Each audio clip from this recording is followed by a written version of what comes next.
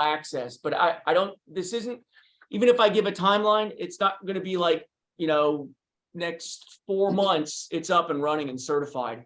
It's a lengthy process. Not that I've been through it. I've just remember people telling me it's not something that happens overnight because you fly in a lab. Just due to the nature of just having chemists and just very certified, qualified people that are, trained to run samples, just due to the nature of the sensitivity and the protocols that are required to make sure that we don't have scares and we absolutely understand the data that we're receiving. Over. Okay. Yeah, I understand it's not an overnight process. I just want to be like, talk about community engagement and keeping, transparency and keeping us, up to date, not just telling us what happened after it happened, so just like, where can we find like updates on that, as it's going along, just the process of it. I don't expect like finished product, like, finished lab, like overnight, oh, bam, we're done. That would be great. Of course, like for everybody involved. But you know what I mean, right? Like progress blog update. Good. Ashley, do you have anything else? I want to go on to Ernie unless you have something further. Yeah, that's it. Good, thank you. Ernie. Thanks. I just have one question for the CDC folks. Ben and Daniel, very informative presentation. Thank you about your approaches to conducting investigations.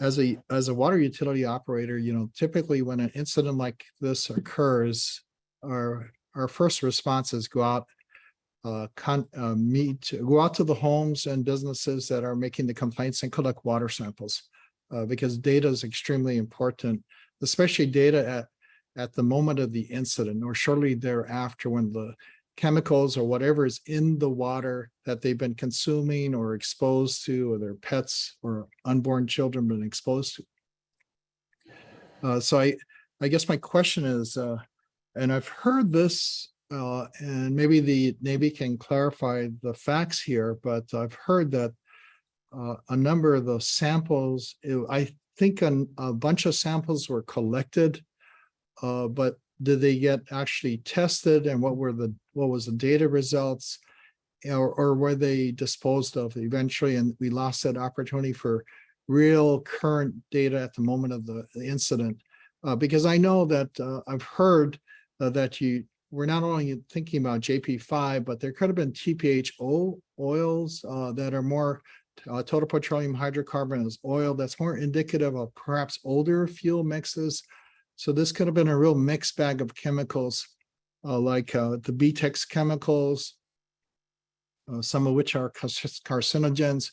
Also, we found PAHs, polycyclic aromatic hydrocarbons, in one of our monitor wells just not far away from tank number 20, which had the pipeline break around May of last year. But were water samples collected by the Navy or others or Department of Health at the time of the incident or shortly thereafter, and were those samples tested, and are the results available, identifying what was in the water, or were they somehow mysteriously, disposed of?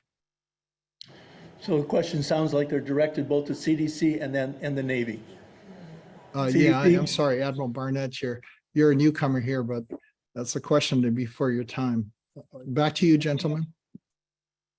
Yeah, Mr. Lau. So let me just real quick on the samples. We did take initial samples. They weren't lost. They were for TOC. They were screening samples to kind of start to get after what we're seeing and what is the problem. We do have those results available, and we can discuss those offline and continue to work. Did the department, maybe this is a question then, you only checked it for TLC. Did the Department of Health collect samples, the Safe Drinking Water branch, or even here? Because, we started to get the calls to our control centers late Sunday afternoon from people that live on the base complaining about it smells like a fuel gas station in their homes. They're having symptoms, we couldn't understand it, but did anybody, maybe that I brought on the question, did anybody take samples and start to run tests for petroleum contamination, which people were complaining they were smelling fuel in their homes?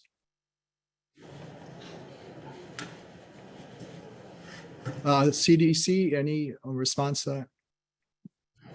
Hey, sir, even as the CDC gentleman comes back online, I could say, I also need to add that the TOC was screening samples done on island, but there were also samples brought to my attention, starting as early as the 24th, that were sent off to mainland and evaluated per the EPA certified standards.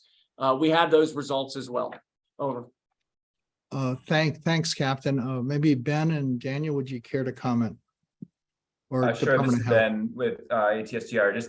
Just to note that we are keenly interested in any data that the Navy and others have on samples that were collected in the immediate time frame after the release in November, and would welcome being provided that information for our public health assessment activities. Ben, did you, at this moment, do you have that data, or you haven't seen that data yet? We have, we're aware of the data that's been posted, publicly, and we're working with the Navy to gain additional information that predates the information that's there and anything that isn't there. Ben, do you agree in terms of your approach that if you know what type of chemical exposure, you can better look for what type of health effect might correlate with that? Absolutely. Understanding what was in the water when people interacted with it, when they were exposed to it, is an important part of our public health assessment process. Thank you. Yeah, Mr. Lau, I would just add, that safewaters.org website that we have up, that information should be able to be pulled down from that. It's fed through another system for those results. But what I want to make certain is if we're not seeing it, not available, we just need to know, because in our estimation, we're really trying to put that information out there and be better than what we have been in the past or perceived, to build that trust, as you just stated, sir. So if we can just get that feedback that it's not there or unavailable, then well, Captain, I appreciate that. I think I heard about this through a news story. Okay. So is it the reporters got it wrong, or did they get it right? Well, Or maybe you should inform the media on where this data is available. yeah. So on the website, I don't know the article you're speaking to. So, but I do know that we did the sampling and the testing really shortly thereafter we started. I mean, the 24th of November. So please Yes, let Ben and Daniel know, because it's very pertinent to their investigation, yes, sir.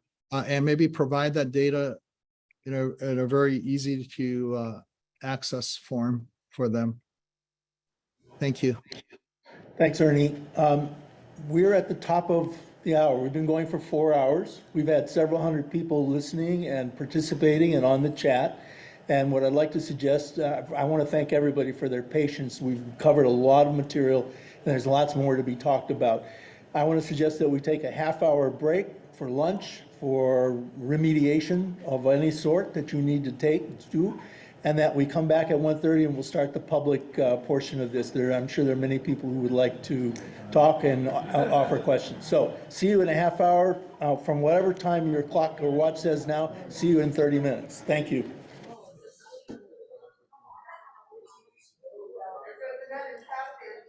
There goes another captain. Gas gonna have a new captain installed.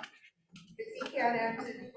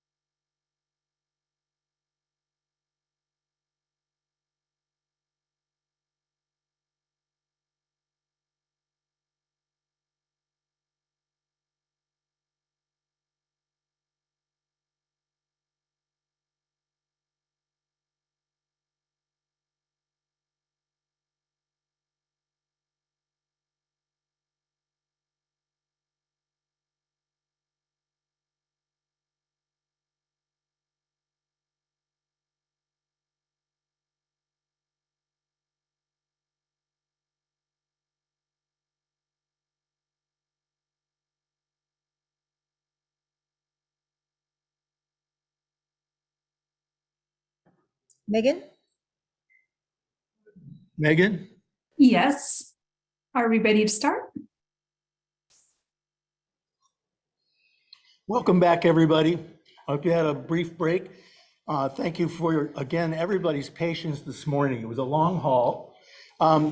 We are going to do things a little bit, it's not easy. This is going to be a little bit awkward no matter what we do. So I want to remind everybody, both on this Zoom as well as here in the room, about those protocols. Please be patient. We have a lot of stuff to cover. People want to talk. I ask your best civility and courtesy if you can do it. I know passions are high.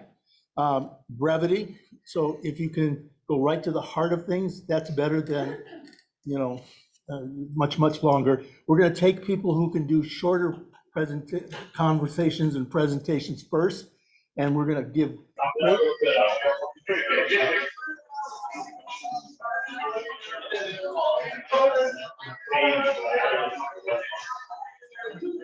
Sorry, I don't understand that.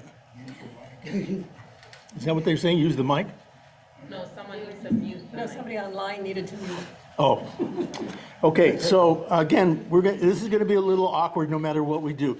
But again, the idea is information exchange, sharing, particularly of questions about the topics that we covered this morning, on closure, on defueling, on health, on the status of water inspection. Those things really are quite important because that's the substance, major substance. But people have other questions that they want to raise, and we're going to allow that, again, with civility. So you also, there may be questions that can't be answered today by folks on the line. So I think we'll try and capture at least the questions. And I think DOH is committed, I don't want to put words in their mouth, to at least passing the questions on to the right people or making sure that they're in part of the record of this meeting, one way or the other.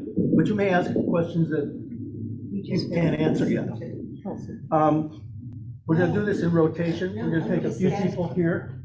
We're going to then go to some of the people in the questions that came in via the chat, and my colleague Keith will be pulling those up. We'll also then take questions from some of the people in the Zoom. So it's around the world to try and capture everybody's moment to talk. You okay with that? Thank you. Okay, Keith, you're on. You're ready? Yes, I am. So I'll go to the questions from the chat first. If you would, and we're just going to do a few. Just a few. Let's take I'll do them- three. Take them slow. Thank you. Okay. All right. So there are numerous of them. There's well over 60, and some of them are redundant. So I will try to do my best in consolidating them. Number one, this is a question for the Navy. Will there ever be citizens on the Navy's Joint Task Force or the DoD's Joint Task Force? Good afternoon. This is Admiral John Wade. I'm the Joint Task Force Commander. No, there will not be a civilian membership of the Joint Task Force. However, we are in the process of establishing what we're calling a defueling information sharing forum. This forum will consist of about a dozen members of the community from all different sectors, either government, non-governmental, or elected officials, various stakeholders that have interests or equities either in water, represent military families, renewable energy, different innovation, Native Hawaiians. And the purpose of this forum will be twofold. One, I will provide, and my team will provide, continuous updates so that this group can then inform their peers, constituents, or groups. But two, through their diverse backgrounds, the way they see the world, which is different than the military, and their expertise will give us feedback and ideas on how we can execute our mission more effectively, which I think is critical. And that feedback will allow us, I believe, to be more responsive to the public, which is an obligation. In addition to that, I will continue outreach to our elected officials. I've been focused on briefing them the first 5 weeks I've been on the job. I've been using the media as a conduit to reach out to the community the first couple weeks, just because we were building the team and we had to get through the unpacking. But now that the unpacking, the removal of the fuels from the pipelines is done, I'm committed to also conduct multiple town hall meetings. In fact, the first one will be scheduled here the first or second week in December. We're just finalizing the date there. There'll be many other opportunities, and that is part of my mission. Not only is it defueling, but it's also engagement and communication, listening, and then telling you what we're doing and why. And, you know, when things are going well, but also when things aren't, I think that's equally as critical. Thank you, Admiral. Thank you. Thank you very much. Keith, let's take one other question, and then I'm going to go to some of the people here. Okay, second question is again for the Navy and maybe Ernie from the Board of Water Supply. Is the Navy still using Board of Water Supply water? I guess this is in recent month, having access to the system. This is Admiral Barnett. We are not using Board of Water Supply. I just want to confirm, yeah, all the emergency connections meters have been removed. Good. Asked and answered. Very good. Okay, I'm going to go to some of the people here. They're going to, and again, if you have a long commentary or testimony, I want to take people who have short things first and go to the heart of it. Susan, can you introduce yourself? Yeah, and introduce yourself if you would. Hi, my name is Susan Picola Davis, and for the NAVFAC captain, Star Advertiser, September 6, 2022, by Sophie Kopp. Hundreds of Red Hill water samples were never tested for fuel, so you can look that up. I'd also thank you for reading my 15-page written testimony that I sent in on Monday. Earlier, it was presented, this is on the closure plan, that the defueling plan and the closure plan are worked in parallel. And you don't have to answer my questions, okay, because they're all inside that document. How is this possible when the closure plan has not been approved yet? The appearance for the public is that the plan, the closure plan of November 1st, is being based on parts of the defueling plan. That closure plan is strongly leaning towards alternative one. And I know you all have this sheet because I saw Ashley show it, but it's a table of the 4 alternatives. The table becomes meaningless because we have to wait until December for the full analysis and evaluation. So the appearance of that table looks as though it's already been done. And until the public sees how that was put together, I don't think that it's relevant. It's almost like smoke and mirrors for some of us. I hear that the closure in place is one of the top recommendations for the Navy. I think you'll hear differently today. Based on different media, news, Star Advertiser, Civil Beat, the AFFF story needs to be reviewed again by you new people, because there's 3 or 4 different stories around there. That's the fuel, that's the foam, the fire foam. I'd also like to know who the contractor is for the pigging. I've already contacted 4 contractors from different areas, not on island, one even in the Netherlands, because I want to understand exactly what the pigging is doing. I know the basics, but I don't know if that could have been a solution for the pipes. Please don't answer this question. Remember the Sunshine Law. If you really want to build trust, then the Board of Water Supply has to have a voice and a seat at the table as a voting member. And I know, Ernie, you've heard me say this before, but you're strongly supported, your whole team is strongly supported and trusted by the public. Thank you very much for your time.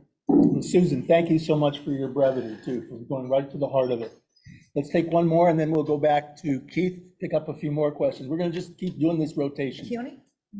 And state your name.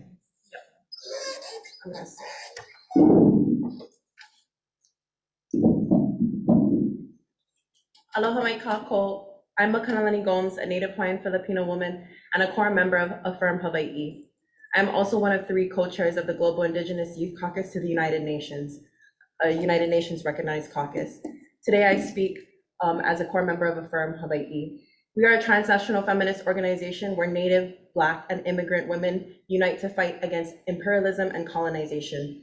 We stand with our fellow Kanaka Maoli and Kama'aina in protecting and defending the land and water of our beloved Hawaii. We demand that the US Navy be held accountable for the ongoing acts of genocide connected to the water contamination at Kapukaki.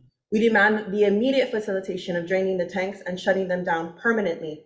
We demand clean water, as water is our source of life and health for generations, and a basic human right. Thus, we see the current 5-year plan to drain the tanks as merely an excuse for the Navy to continue its use for extraction and continued support of militarism in Hawaii and the Pacific. Hawaii and her people are not for conquest, no more desecration of the sacred. Oceania is not a war playground, and Hawaii is not your utopian paradise. It is our beloved ancestral homeland.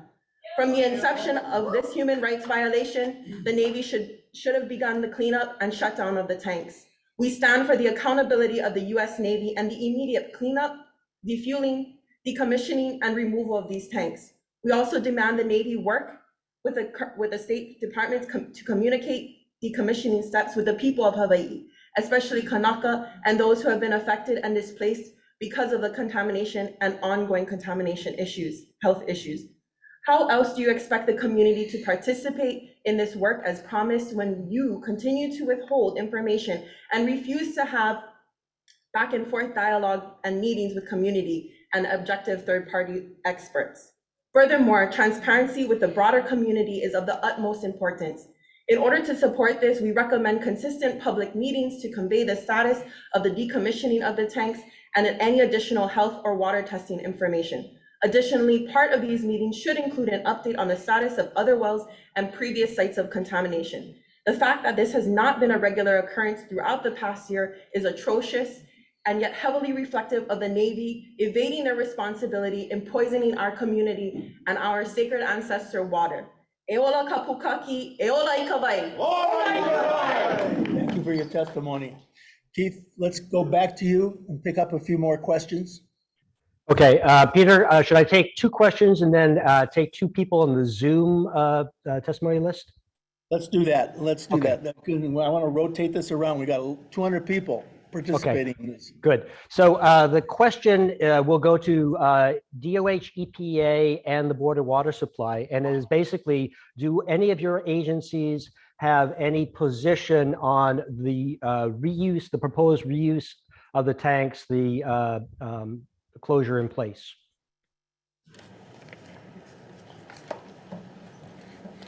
I can go first. For Board of Water Supply, at least for me, Ernie, right now, based on the information I've seen in the closure plan, closure in place is not acceptable to me. And I actually are looking more removal of the steel liner and, filling the tanks up with some kind of inert material. And making sure that the field facility cannot come back from the dead. And that was stated this morning. You stated that. Was that question to DOH, Keith? All 3, DOH, EPA, and BWS. All right. For EPA, I just want to share that we're expecting a more detailed analysis of alternatives to come to EPA and DOH in December from the Navy. And so we just received the closure plan November 1st, and so we're not in a position to answer this question at this time. Thanks, Gabriella. How about DOH? So I echo what EPA has said, but also I'll go a little further. We have made clear to DOD that we don't believe that the tanks could ever be filled with anything, any hazardous substance, pollutant, or contaminants that could have the potential of contaminating our soil, our aquifer. In addition, we've expressed our concerns, these concerns, to our congressional delegation, as I stated earlier. Thank you. Thanks. Keith, let's take a couple questions from the internet. And again, if people are making testimony, urge you to be brief, go to the heart of it. You can always submit something in writing. If it's a question, go right to the heart of the question. Thank you.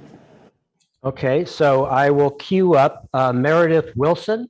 If you can be ready, and we'll unmute you.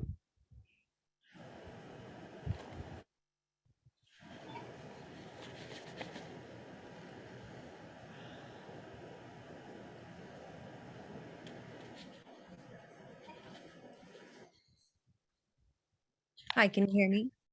Yes. Hi. Aloha, my name is Meredith Wilson. I was a 5-year resident of the Halinakoa neighborhood on Hickam. I experienced intense neurological symptoms, most likely due to simply using the water provided by the Navy in my own home. I'm still struggling to seek medical guidance to this day. To Navy leadership, you've constructed countless documents and technical graphs, but we ask today for you to answer some simple questions. 1, are you going to explain why you only initially tested for total organic carbon? And are you going to disclose how many and whose families' water samples were thrown out? Those families deserve an apology at the absolute very least. 2, when will you require your housing subcontractors and any other facilities on your water system to replace their contaminated hot water heaters? Corrosive mechanical components allow for tainted water to be sent through pipes to users who still suffer effects. 3, what were the additives and surfactants along with the jet fuel we were exposed to last year? I'll keep asking this question because my doctors keep asking me this, as I'm sure all the others who were affected. And now a question for the Department of Health and EPA. When will the community get a clear public explanation of why the environmental action level for TPH changed from 211 parts per billion in February to 266 in June? Over the years, the safe level for petroleum in drinking water has fluctuated just as much as there have been leaks from Red Hill.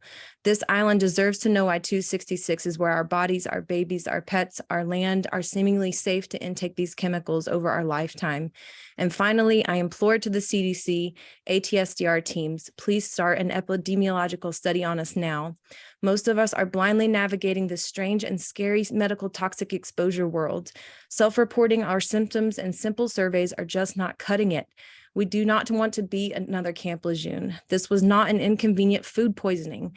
This was a systemic failure, an unknown amount of time dosing dangerous chemicals. Please help us so that if God forbid this ever happens again, medical providers around the country will know what to do. Thank you all so much. Thank you, Meredith. I want to give Navy a chance. Admiral, one of the admirals, would you like to respond in DOH? Yeah, thank you very much for the questions. I'll turn it You better get close to the over microphone. Navy. Can you hear me? No, you got to get Can you hear closer to us the now? mic. Yes. Okay, turn it over to the Navy here to answer the questions, Captain Gertzman. Yeah, so great questions, and clearly we need to make sure that we're communicating better. And I know you've been asking that as well as everyone else. I would say that in regards to the samples, I spoke to this earlier, I think at Mr. Lau's question, that the TOC samples we're taking initially as screening samples, trying to understand the magnitude of the problem initially. So it was a rapid response for the Navy to get out and really try to target what the issue was. As we did that, and we were able to test those on the island, then that gives us an indication that we have a problem, which we recognized. And then in parallel with that, there were samples that were taken, sent back to the mainland for EPA certified labs, and those results are available. The extent to which we tested over 1,500 homes, the problem is you can't keep 1,500 samples for a certain duration. It is 14 days, you throw them away because they're obsolete and you have to resample. We were not in the position to work with EPA certified labs back in mainland where you have to send them back on a plane and then you can run 1,500 through. It just was insurmountable at the time. So what we did was we knew we had indications. We knew we had samples that we, all right, let's work with DOH, shut down the system.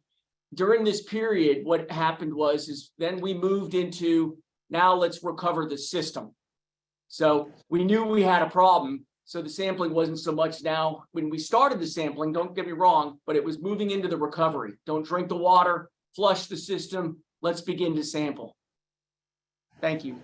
And I'll owe you this. I'm probably one more thing. I'll make sure that when I go back into the Safe Waters website, that with these questions you're asking, we'll go back through and assess and look for those banner opportunities. When I say banners, the things that jump out and highlight who you can call, how you contact someone, or what we're finding out. All right, then thank the you. one thing Dio? I would like to add regarding the water heaters. I know we've replaced some that just have had normal life cycle breakdowns, but I will take that for action to take a deeper look at that, and that's a good point. Thank you. DOH, did you want to respond?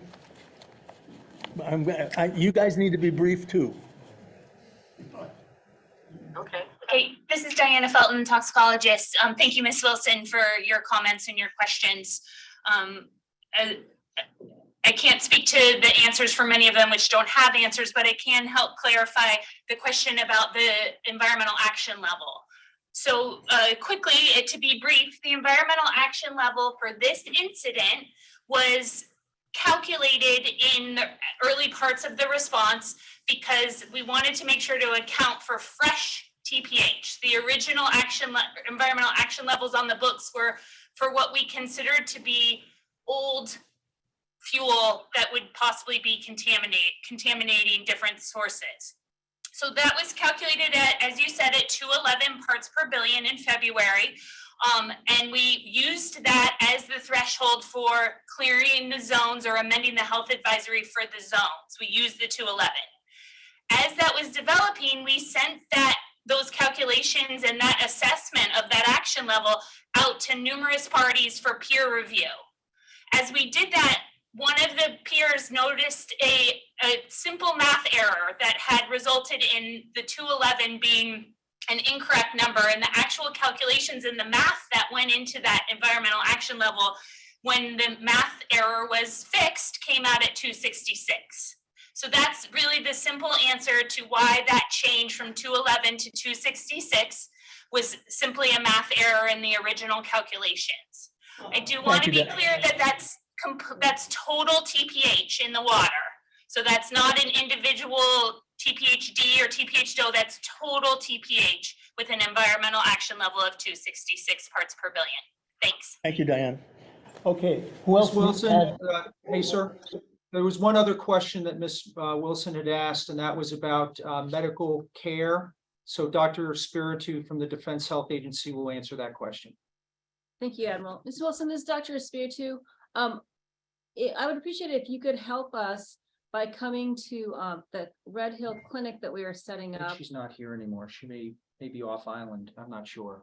If you're still on island, I would appreciate it if you would help us by coming to the Red Hill Clinic that we're setting up in coming weeks. 2 or 3 minutes. We can collect the data on you clinically and also collect epidemiologic information so we can track this population who is experiencing long-term effects from petroleum exposure. Thank you. Okay, we're going to go back to the folks in the Capitol Auditorium. State your name, offer your question or comment. Thank you so much. Good afternoon, Rear Admiral John Wade. My name is Rebecca Garrison, and I am a community organizer with the Oahu Water Protectors and the Shutdown Red Hill Coalition. Today, my friends and I will be presenting the top 10 Navy lies, 1 year of implausible deniability, a moment of collective mourning. And we have questions we'd like answered today. Lie number 10. In December of 2021, Admiral Tim Cott stated, quote, "We are working aggressively to try to figure out what is in the water," end quote. Admiral Tim Cott promised us that the Navy was working to figure out what was in the tap water, making people and children sick and killing their pets. But they threw away all of their water samples, and we have to wait months for test results, if they even share them. My question for Wade is, why hasn't the Navy apologized to all of the families that they've poisoned for throwing away all of those water samples? And how do you expect the public to trust the Navy with water sample collection with such a horrible track record? We do not trust the Navy to do water sampling? Please answer the questions. You have 9 more questions? There's other people that will be presenting Okay, more thank you. lies. Had me worried for a minute. So, Ms. Garrison, thank you very much for your feedback. I also am concerned about some of these issues here, although with that concern, I don't have any knowledge of this, and I can't really talk to the accountability piece. What I can do, though, is look to the future. And I was assigned this mission on the 30th of September to safely and expeditiously defuel the tanks. That is the biggest threat to all of us. And I assure you that my team and I are working incredibly hard and in coordination with all stakeholders to do this as effectively as possible. And you have my commitment on that. Thank you. For the record, you did not answer the question. All right. Keith? You're on mute. Yep. Okay, I'm going to go back to the queue, and there were about 3 or 4 questions basically asking the same thing. If there has been basically a history of leaks from the tanks over time, what, if anything, has been done to reach out or to analyze the potential impacts on prior residents and personnel assigned to the area? I guess that's for the Navy. I'm not really sure I understand the question. Okay. The question is basically if there has been a history of leaks of fuel, and I think reference before was that there may have been several over time, that what, if anything, is being done or has been done to reach out to those who may have been affected and no longer are living on island or in service on island. So the region commander, I think, can confirm that there have been previous leaks. That's historically documented. So for the Defense Health Agency, is there a process for monitoring for previous leaks other than the May and November spills? And if not, then I think we need to take this as a question to send up our chain of command. So is there a monitoring process? Sir, I'm not aware of a monitoring process for previous leaks. Okay. So we can take that back. Okay. So I appreciate the question. I think it's a fair question.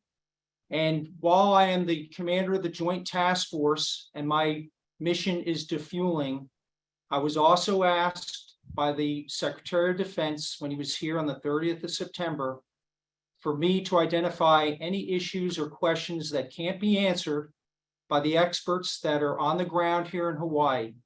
So I will push this question up, and then I will work through the Department of Health to get this answer, or whatever the answer is, back to this individual. So, sir, for Keith, if you could just somehow, I don't want to get into privacy concerns, if you could take the name, and if we could work offline, and I'm committed to get this question up to the Pentagon.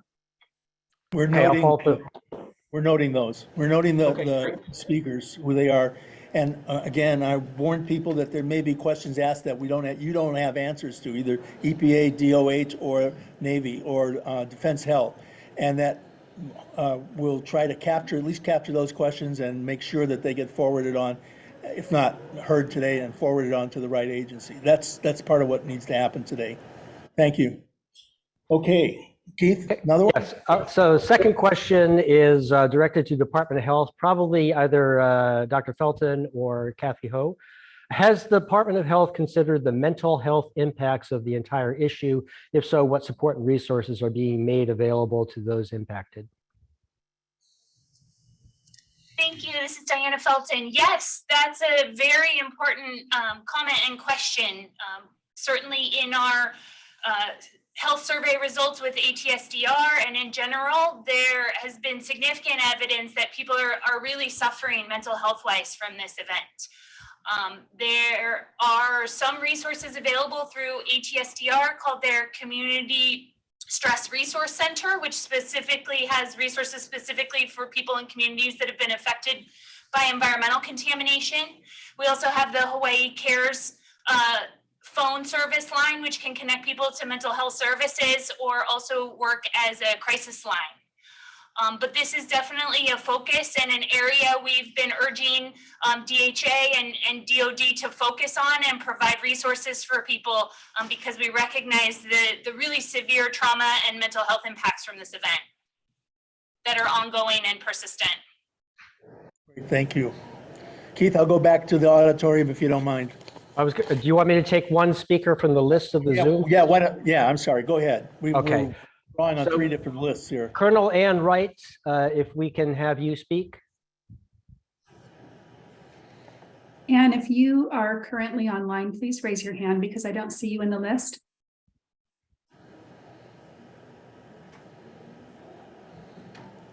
I don't see her either. I believe Anne has left. So if you'd like to go Okay. on to the next one, that would be good. Okay, Shu Hyun-se. Okay, just a moment.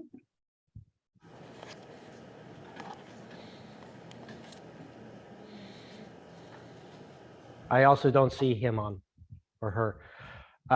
Okay, we should go to Chris Anton then. Chris, I think you're online. Oh, I'm sorry. I just saw Shu up there. I'm sorry, we should take him first. Shu, please unmute yourself.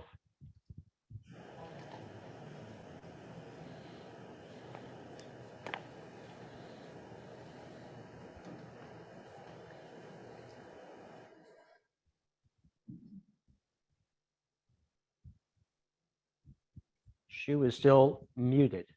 I think we need to go back, maybe circle back. Let's go to Okay, Chris we'll go to Anton. Chris. Go ahead, Chris. Hello, can you hear me? Yes. Yes. Hi, my name is Chris Anton. I was a Capilano Beach Homes tenant and rented there. So I am civilian and not military and was affected by the chronic exposure. My family has just medically emergency moved so I could get help for my children who have been affected and sick from this. So that is my link to all of this. I have a few questions. So some have been answered by or questions have been asked by others, but I'll amend one of my first ones to DOH with the high EAL levels, even being over 200 is extreme, whether that's peer reviewed or not. That's not the standard for most states.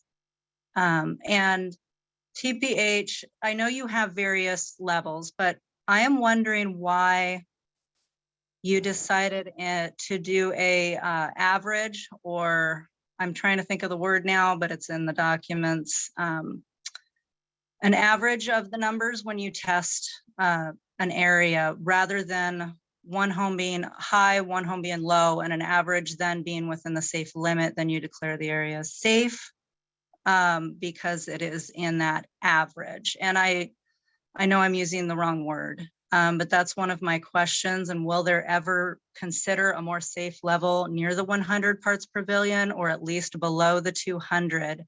Will that ever be considered and further reviewed? Because you can smell and taste it at 180. So that I believe once you can smell and taste, that would be unacceptable.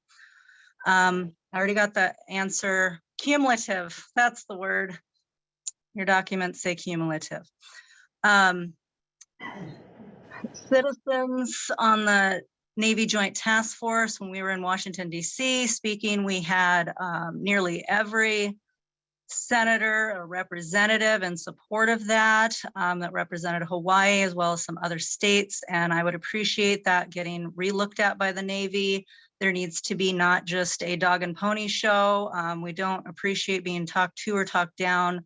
As many folks as are in the military, a lot of us have military ties, knows how it works. Many were from the military life. So it's not that we don't understand how that works. We're asking for something special in this case to be at the table and be part of the decision-making process. So I appreciate you looking into it, but it's 11 months in, so that should have been decided by now. And I would appreciate there be some more formal addition to the Joint Task Force more immediately from recommendations already provided to the military.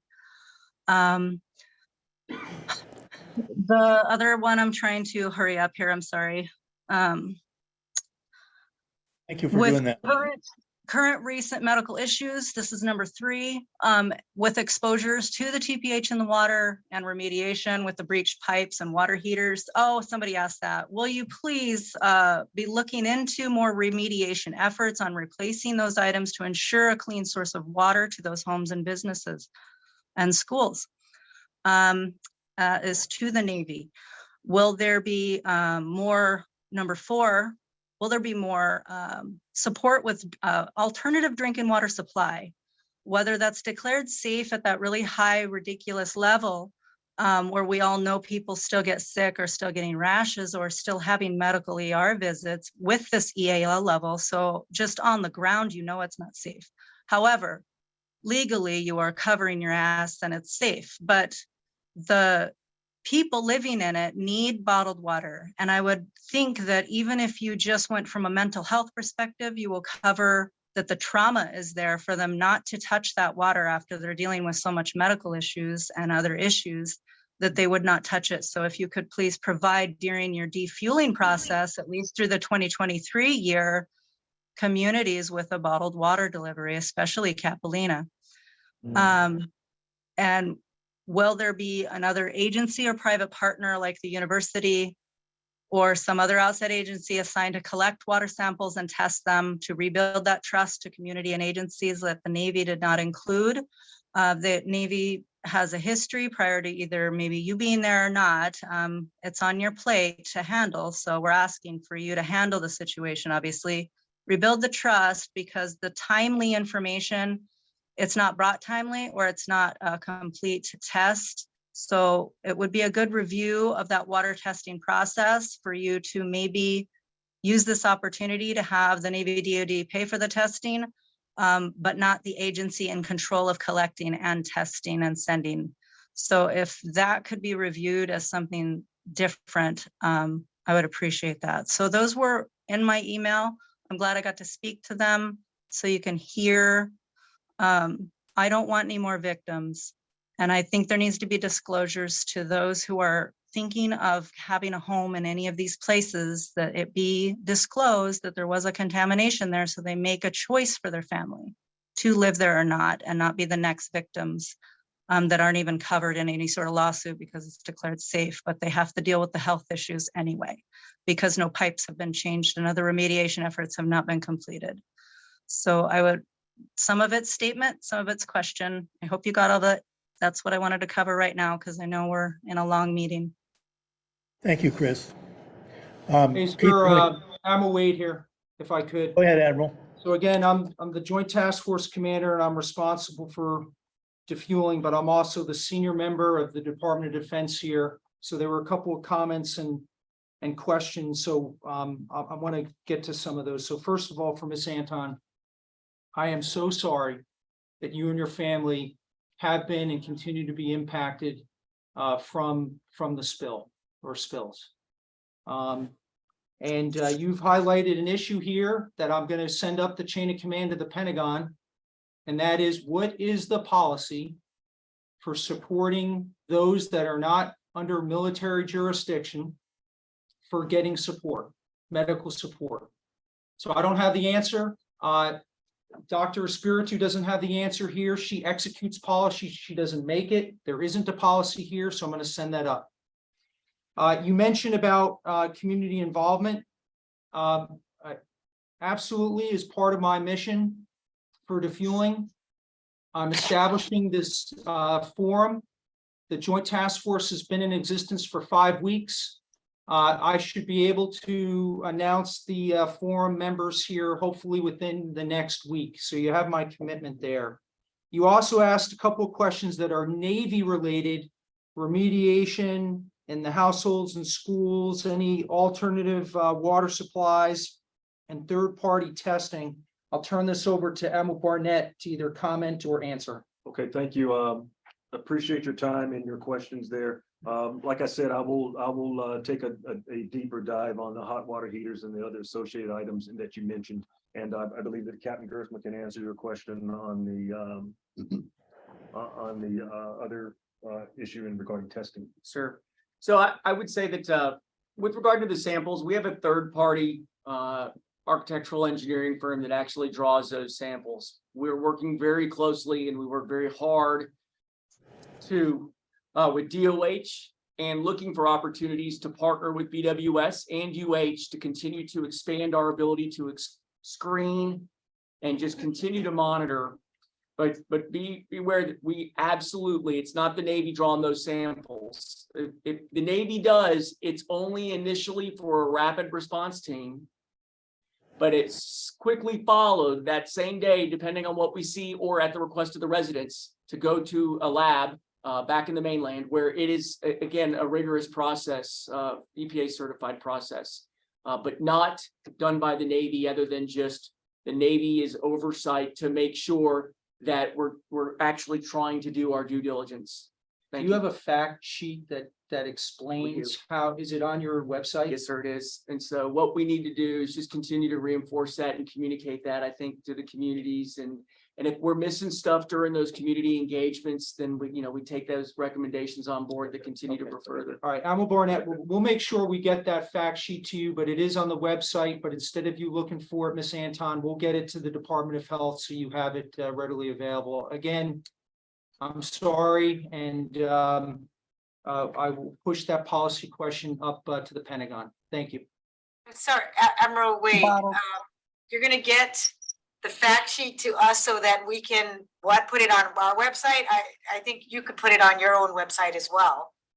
It already is, ma'am. Since you're running this meeting, I was just gonna say I could get you the fact sheet so we can get it to Miss Anton. We could do it on our own. I just want to make sure that everyone has this information, because this is the second or third question in today's forum on the process of testing. So clearly the information isn't getting out, and I think it's important. So is it Navy personnel arriving at the house, getting the water and giving it through this third party, or is it a third party arrival at your home to get the water? So it seems like really Navy involvement, and that's a real distrust when they've destroyed samples before when they came to the house. Okay, ma'am, this is Admiral Barnett, and this is a third party that comes to do that sampling, and we will update the fact sheet accordingly, and we'll link it with BWS, like Mr. Lau said, so we can all be on the same website and be on the same page. Let's go back to the auditorium. We got a lot of people who want to inject, and again, I want to urge brevity. Brevity is really important. Go to the heart of things as much as you can. I know there's a lot to say. There was two parts with the DOH, and will they consider reviewing that below 200 level in the future? And would there be bottled water support to these communities on Navy water lines during the defueling process? This is Diana Felton from DOH. I can speak to some of the early questions. Ms. Anton, thank you for your comments. You bring up a lot of important issues. We are constantly reviewing our environmental action levels and adjusting them as new information becomes available. So we will continue to evaluate the science behind those values and adjust as the science dictates. I do want to comment that we did not clear by all the homes and all the businesses and all the schools that were sampled and had to meet this criteria, this EAL, to be able to lift the amend the advisory for the zone. And I also want to be clear that so far with the long-term monitoring plan, there's been no TPH detected. So we're not even using that environmental action level as the basis for being sure that there's. Is this not plugged in?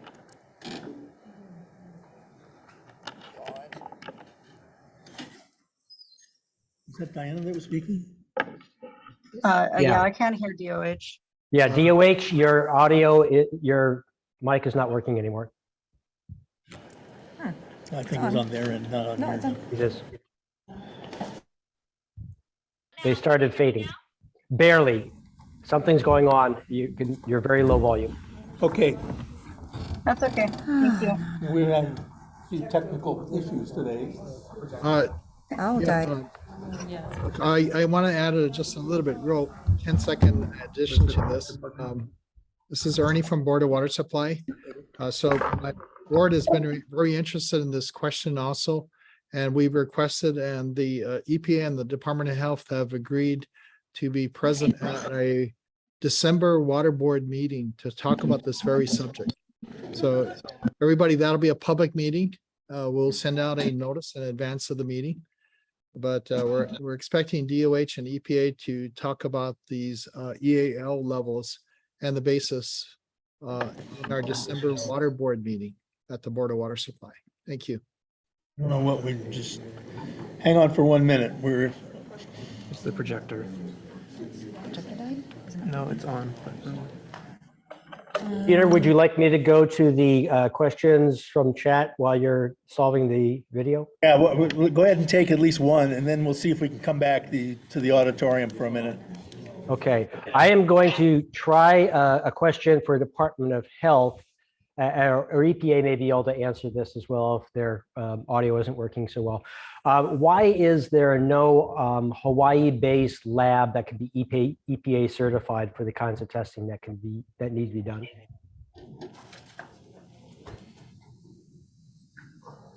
That's to the Department of Health? Who's that directed to? It could be either Department of Health or EPA. It's a lab question. Why is there no Hawaii-based lab EPA certified for the kind of tests that are needing to be done? Just so you know, we've lost our screen on which we had you. We have a computer screen, but we're not seeing you on the big screen. Hear us? Go ahead. Yeah. Hear me? Barely, but speak up. I will speak up. This is Joanna Cito, Environmental Management Division. The certification of a laboratory is related to the drinking water maximum contaminant levels that are regulated by the Safe Drinking Water Act. The samples that people are requesting to have a certified lab for are not drinking water methods. So they would need to have level 2 and level 4 validation. So it's a little bit different from what people have been hearing. So we need to clear that it's not a certified method that the TPH, O, G, and D are tested under. Thank you. Thanks, Joanne. We're going to come back to the auditorium, Keith, if you don't mind. So, are you next? Short? How long? 2 minutes. Sure. Thank you. I'm trying not to be a monster about this. It's hard. Go ahead. It's being recorded. Am I right? We're having a recording. Can you hear me? Thank you. My name is Jason Mark Alexander, president of Manoa, settler here. And I'd like to follow up with 2 minutes. And one of the lies that we are still keeping fresh in my memory is that in December 2021, there was a direct quotation, "There are no immediate indications that the water is not safe." And in this context, for people new to the situation, Navy Captain Eric Spitzer said that testing done on the drinking water had no traces of contamination, even going as far as telling families that he and his staff were drinking the water. Days later, however, Spitzer apologized profusely. The water was in fact poisoned. He could no longer deny it. And months later, video evidence showed a waterfall of jet fuel hemorrhaging from an overhead fire system drain line just a quarter-mile uphill from the Navy's main drinking water shaft. And further investigation revealed that a worker in that system had been hospitalized due to exposure to the fuel. So here we have a clear suppression of information and evidence. And this ties in with the discussion earlier in the committee session about fear that military members and civilian residents are feeling about people involved in this task force. So specifically, I appreciate you sharing the structure format earlier. My question firstly is, where is Lance Okamura, Head of Strategic Engagement with Community Affairs? Why is he not a part of this process in this meeting right now? And then as we're searching for being able to trust specialists in the task force, we have no names of who is in charge of the planning section, training section, quality assurance section, repair section, operations section, and response section. So at the very least, can you provide us the names of those directors? And if not right now, when can you provide us those names? Thank you. Yeah. Let's quick response. Yes, this is Admiral Wade. Thank you for the questions. So first of all, the task force was established on 30 September. We're still building the team. To your direct question, General Okamura just relinquished command of a joint task force in Guantanamo Bay, Cuba. He's currently driving cross country. He should be here within the next week to 10 days, and then he'll assume his duties. So he will be here shortly. The other deputy commander, General Michelle Link, will be here temporary duty in November, but she'll be here officially in January. To your question on the functional leads, they will be identified towards the end of the week. We just got our last Senior 06 here yesterday. So now I have the full complement of those senior commanders, and they will be identified. So we'll have all general officers, the chief of staff, and then those 6 functional leads. Those names will be public domain and will be on our website. Thank you. Clarified question. So is Lance Okamura in charge of the forum as well, or is that a separate section from strategic engagement? So the forum will be, under me, but also him, because he does focus on the strategic engagement up and out with the community, with the media, with our elected officials. So he'll be working for me on that forum. Yes. Thank you, Jason. Have I answered all your questions, sir?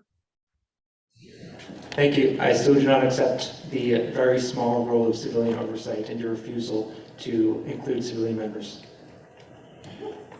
Go ahead. We're gonna have one more person in the audience. Is it how? Give me a sense of length. Pretty short. Too. Okay, go ahead. Hello, can you hear me? Yes. My name is Cassie Chi. I'm the Director of Community Organizing at Faith Action for Community Equity, as well as a settler in Honolulu. I'm going to just continue with the lies here. So this is lie number 8 from December 2021, Admiral Tim Cott. Our priority is the safety and care of our families. Not even a year later, an EPA investigation exposed Admiral Tim Cott's lie about Navy priorities. The EPA reported non-compliance with a laundry list of state and federal safe drinking water regulations, including geckos living in the water tanks, and no written procedures of process of inspection of wells after spills. And my question today is for Admiral Wade. Will you work to ensure that the Navy helps families pay for expenses, medical care, transportation to medical appointments, childcare while parents deal with sick siblings, loss of income from enlisted person and or spouse's time off work, bottled water, etc.? How will we know what steps you take and when to make sure the Navy owns and takes fiscal responsibility for hurting so many people? Thank you. Admiral? Yeah, thank you very much, Ms. Chi. As I said, as the Joint Task Force Commander, I'm responsible for the safe and expeditious defueling of Red Hill, but I'm also committed to listen to the community.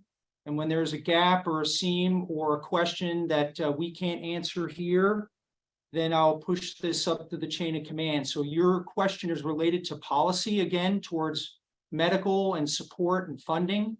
So I'll make sure that that is pushed up. I don't have the ability to answer that question, but I will certainly make sure that it goes up my chain of command. So just to clarify, there's no fiscal commitment to any of the families at this time? I am not aware of anything. Again, my focus is on defueling, but you've asked a policy question. Admiral Barnett, are you aware of any policy here for this? No policy other than, ma'am, for the normal medical care support from the MTFs or the military treatment facilities or the medical treatment facilities that we already have on board. Additionally, for the families that are here right now, we have an emergency operations center where they can call, where we will take questions and point them in the right directions to make sure that we get them in the pointed to the folks that can help them the most. And you have my commitment from that as the region commander. And then we'll also follow up with anything further that we can do with respect to policy changes. Thank you. Thank you. Keith, let's go to a couple of questions, other questions that you might have picked out of the chat sessions if you have some. Otherwise, onto the internet. Now, there's no shortage of questions, so I was going to propose 2 questions and then 1 speaker from Zoom. Okay, let's do it, and then we'll come Okay. back to the auditorium. This is a question on monitoring wells for the groundwater testing. So it probably goes to Phoenix from DOH or possibly the Navy and possibly EPA. Why are there no monitoring wells southwest of the facility that would make the most sense based on the projections possibly of groundwater flow? Southwest.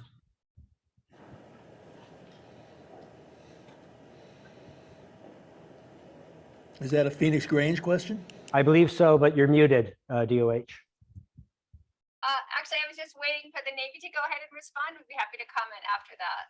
Sounds good. Okay, we'll go first, Captain Gertzman. So of the wells that we did have installed, the 25 that monitored since the AOC was enacted and beyond up until this day, and the additional 22 that we're going to be putting in place. We have some that haven't been identified where we want to place those. We've kind of placed them down. When you speak specifically to the southwest, really when you start to characterize the aquifer and the flow of the water and the nature by which it flows, it's not flowing in that direction. So when you look at plume propagation, cavitation control, what we're seeing is it's not going necessarily in that direction. I welcome DOH and BWS. There are opinions, I think, from Mr. Lau and his team that can help us actually properly place those if we haven't done that, and we welcome that partnership. Thank you. Anything to add, DOH?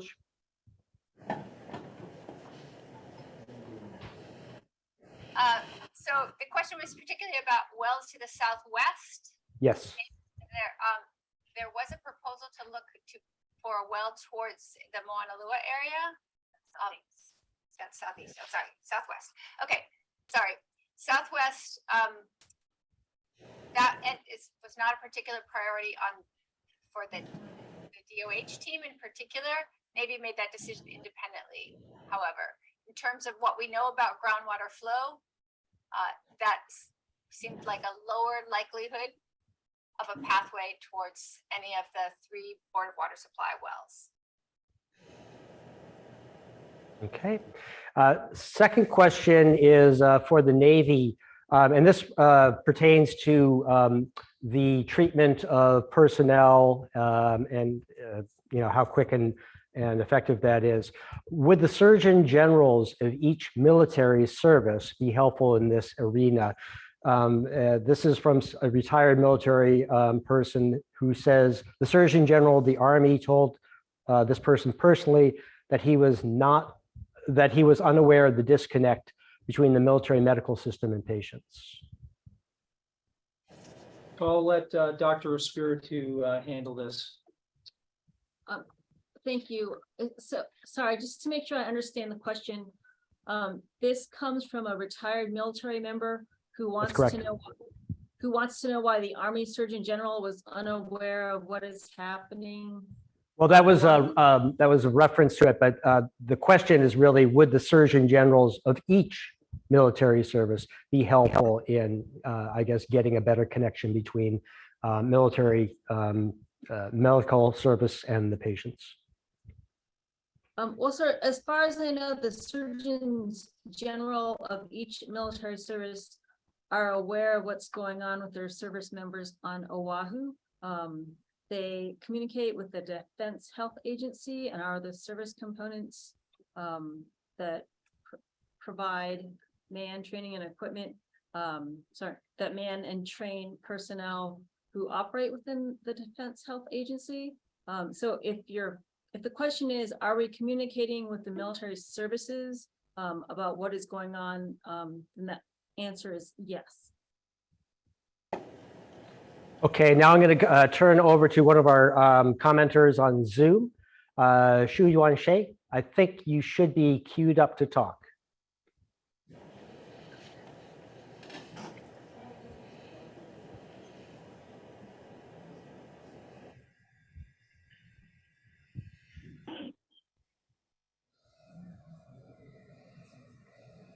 Shu Yuan Shea, I see you're unmuted and your microphone is live. Or teriyaki chicken today? Yes. No. I'll have like okay, what's your size, fried rice or chow mein? Chow mein. I think we're having some audio problems with you. Okay, I'm going to turn it back over to Peter then. We'll go to the, after the next break, to the next one on the Zoom list. Peter? Hi. Go ahead. Yes, can you hear me? State your name, too. Hi, my name is Catherine McClenahan. I'm a civilian family living on Hickam, and I want to speak today because I really want you to understand the disconnect between military medical care that's been provided to some families and civilian families who've been truly abandoned to navigate the complex medical issues we've encountered this year. My husband wears a military uniform every day, but we are considered civilians. He is a reservist. I want you to see what the damage is done through these toxins. Neurologists and specialists are able to see these, but we have navigated these symptoms and these medical appointments wholly abandoned, navigating a problem that many other civilians have been unable to access specialists. I just want you to hear the list of symptoms. I no longer paddle 2 to 3 hours around the beautiful oceans around the island. I no longer hike on 5 to 6 hour hikes because right now I deal with these diagnoses. Ataxia, which is uncoordinated or heavy discoordinated walking, central vestibular dysfunction, cerebellar impairment, nystagmus, tingling with numbness in the extremities, high frequency tremors, excessive muscle twitching, medically called fasciculations, a positive Romberg. I can't pass a sobriety test regardless if it's morning, evening, whether I've had a sip or no sip of alcohol. Postural instability. Doctors are still working to understand the unusual sway and the decreased balance I exhibit. I have migraines with aura. I keep a rescue medicine, bilateral sensory impairment, and a GI issue too personal to discuss publicly. But I assure you, prior to this contamination, that would have been nothing that I would have had to discuss and deal with my husband and with doctors. Bilateral ringing in the ears with full head pressure. Shortness of breath that doctors now believe is a disconnect between my body actually having the correct percent O2, but my brain not registering it. Decreased auditory processing, bilateral joint pain. Why does this matter? It matters because there are many civilians, military, children, and adults who exhibit this. We're speaking up because we want the best chance of a healthy life. But my doctors need your help. My doctors need to have a simple list. What exact contaminants are suspected or known to have been in the water, the pipes, and the storage tanks? My doctors continually ask my family, as we have poured thousands of dollars into our co-pays because we are not seen in TRICARE. For every test, we pay for thousands out of pocket that our insurance, our federal insurance doesn't cover. So while we've navigated this, we've had to listen to comments made by your fleet surgeon Comments asked about whether symptoms are authentic, and his first reply is that we do know stress manifests as physical symptoms, and this is something to consider. While my family struggled to help understand it, we listened to more and more comments about how you were unaware of ongoing problems. So I'm here and asking, what can you do for us? Please provide our doctors a list of either known or suspected contaminants. And are you ready to acknowledge and assist families? We were injured and we were harmed, and until you stand beside us and help lead us through this, we don't have a good chance of recovering.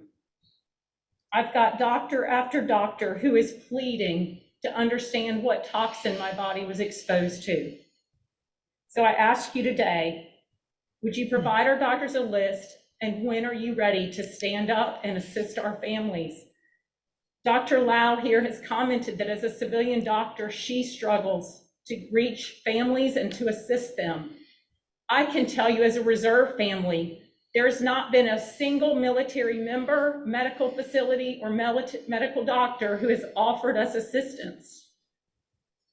If I am navigating this as a reservist family, considered a civilian, what do you think is like for Hawaiian families who have no affiliation to the Hawaii military here? We need your help. Are you ready to answer any of those questions? I think I would direct the first to the Navy. So, Ms. McClanahan, I'm going to answer this question because I'm the senior DoD representative here. This is beyond my mission, but I have an obligation to respond to you. First of all, I believe you. And the second thing I want to tell you is you matter to me. Third thing I'd like to tell you is that, again, this is the fourth or fifth time that at today's meeting that medical care for non-DoD members or families has come up. It's a policy issue. Clearly, it's a problem. And I promise you, I will get this up to my superiors today. And I am so sorry that you and your family are dealing with these issues. It hurts me to hear that you can't paddle and that you can't hike anymore. And I see the medications that are behind you there. I am committed to get this information up and get you answers. And do you understand this system is not designed to help civilian families? That we have navigated this without any of your acknowledging or help, and that's what we need. Yes, ma'am. I think there's a recognition that the system is flawed. That is why the Secretary of Defense has assigned the Defense Health Agency to take lead instead of a particular service, because it is at a higher level and it affects all. My words can't help you, and I'm sorry, but I'm committed to get this issue up to the Pentagon immediately. And I would be open to any conversation or any doctor or specialist, as would all of these civilian families. We've used up our rainy day fund. We're leaving. We have no more in the pot. But please remember that as you're navigating. Consider the list. Doctors need this. They are struggling. They see the damage. Right. They've done the nerve testing. They see it. They just can't. They're throwing darts. One doctor said, I feel like I'm throwing darts at answering what's wrong with you because I don't know exactly what you're exposed to. Thank you. Thank you very much. Thank you.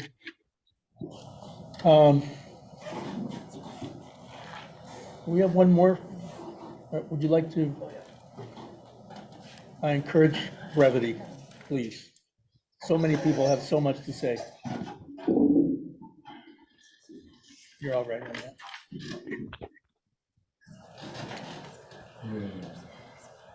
O Jacinto Kalazu at the Ko'uinoa, no Kalihi Mayao, no Nanakuli Mayao, no Hoao I noho au ma kalihi, noho au ma kaneohe. E ho'o mau au I ka hana a ka kūpuna me he hana ho'okele. I served in the Army. I was 11 Bravo, 11 Charlie. I know how the military works. It's pretty shitty. They're really bad at organizing everything, cannot be trusted.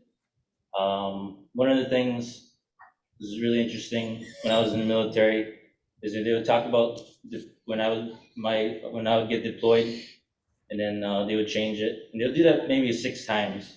So the military is usually misinformation. They always do that. They always put out misinformation. I'm a Kia'i Mauna Kea, Kia'i Pohaku Loa Army, Kia'i of the Red Lake Nation in northern Minnesota, and Kia'i Pu'uloa area, Pearl Harbor area. I occupied the Pohaku Army military base 2 times by myself.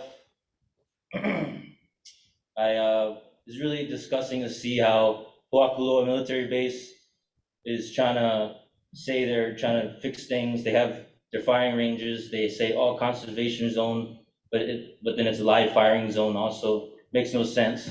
That's the military. Military cannot be trusted. I was helping stop the oil pipeline in northern Minnesota. I got arrested. The cops almost broke my neck, and they also tried to stab me. But I am still here, and I can speak and share my experiences. I also did get poisoned in Minnesota from the pipeline, the waterway. It's drinking contaminated water I guess can be scary for most people, like young kids and ladies. But for me, it just makes me angry. Makes me very, very angry to drink contaminated water. And it's also, I know how to go around that. It's very easy to purify water and find this stuff. So my question is, when will Admiral Wade get back to Cassie about the fiscal families who got poisoned? And how will he respond, and where, like a website or whatever? That it? I think that was a question. I think it's been repeated, but worth responding one more time, Admiral. Yeah, I don't know which question he's referring to from today. I think. Please. Go ahead and restate it. Say it again. When will Admiral Wade respond to Cassie about the fiscal families who got poisoned, and how will he respond? This is on the fiscal impacts of the water on families. Yep. Okay. I think he's responded, but why don't you say it again? My understanding, just so sometimes I can just be a listening board. My understanding is this is a policy question that you are pushing up to the Pentagon. That's how I've heard it. Yes. About reimbursement, about finances, about funding for healthcare, and those are the questions that are going up the chain. Everything, that's correct.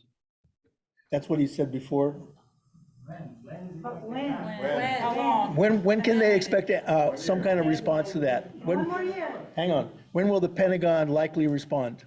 I can't answer that. What I can tell you is that I'm going to report today what has come out here in this meeting loud and clear, that the Department of Defense needs to have a policy for how we support civilians that were impacted from this spill.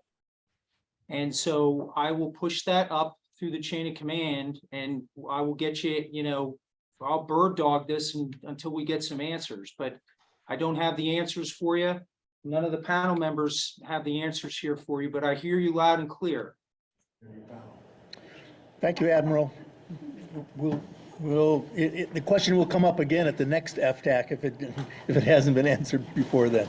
So Okay, one more, and then we go back to Keith, and he's gonna take a look at what came in on previous questions or on the chat or on the internet.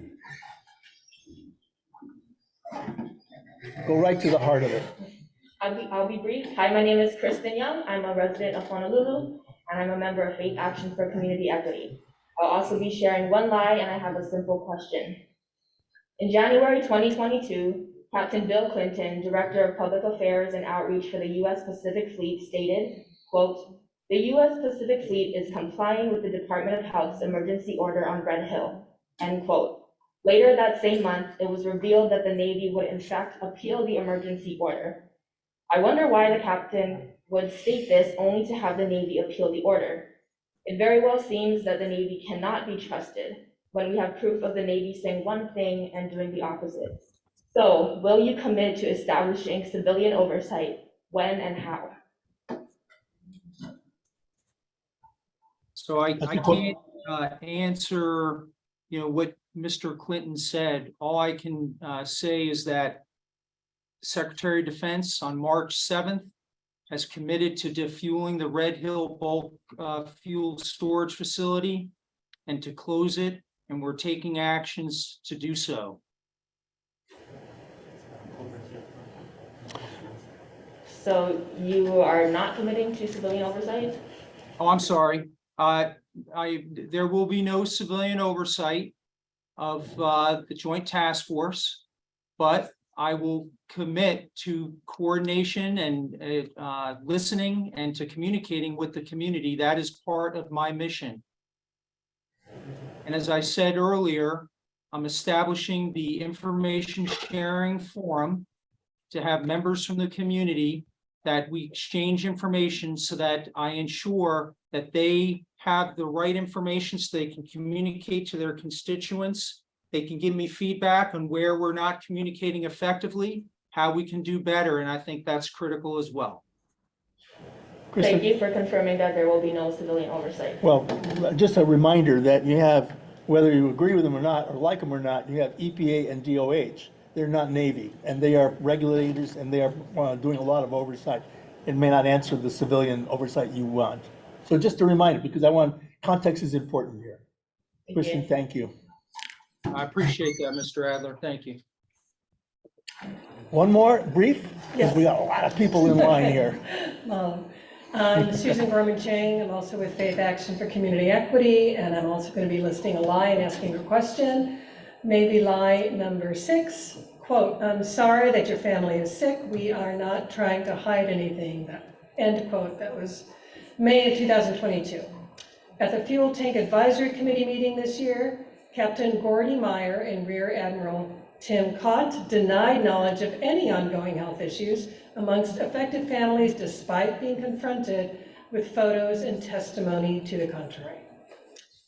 So as it stands now, the distribution piping remains potentially contaminated with the residue of sticky jet fuel in every nook and cranny of the piping and poses a risk to every family rotating in, regardless of how much the Navy tries to flush. So here's my questions. How will you ensure incoming DoD people understand what happened and what is happening? And same question for any areas like Capelina Homes, where there's both civilian and military families. How will you ensure that they understand what has happened and is still happening? I'm asking the Navy. Yep. Yeah, yes, ma'am. How we're ensuring that right now is through that long-term monitoring plan. So I personally. When somebody's moving in. That's right. So when someone moves in, they have a choice. We provide them a lease. In that lease, very similar to what you do with lead-based paint or asbestos remediation in the back and providing the maintenance record. One other thing that we've amended and added now is the fact that the water was contaminated during this previous year. And at this point, you're under a long-term monitoring program for the next 2 years. The disclosure. It's a disclosure from the lease for military and non-military? It's my understanding that when they sign the PPV list, regardless of who they are, if they're civilian or military, that's in there. But I will confirm that. But I need to confirm this. You're talking about Iroquois Point and other places where they're on our water system, and I hear you. We discussed that being done. To the extent to which it's being taken care of, I don't know, but I will absolutely put that banner on there as well. I'll make sure we make that known before people move in and out. Certainly in the places where we have PPV and military housing communities, but we also are purveyors elsewhere, and we need to take care of them. Okay, so you'll get back to us on that? That's right, because I will, because I can't verify right now whether that's actually being done, other than we did ask for that. Okay, thank you. Thank you very Yes, much. ma'am. So can I just say, I know these are painful, difficult discussions we're having today, but I really appreciate the sensitivity and the attempt to answer. We have a new crew at the Navy. We have our regulators on there, and I appreciate the dialogue. Difficulties. Can you hold on? We're going to go over to the internet for a few minutes, if you don't mind. Keith, back to you. Okay, I'm just going to take one question from the chat and then line up two speakers from Zoom. Question is probably for Wayne Praskins, EPA, and or Phoenix Grange from DOH. How do you know for sure the contamination is contracting and not necessarily moving if not all of the Sentinel wells are installed yet? Interesting question. Is Wayne with us? He's online. Okay.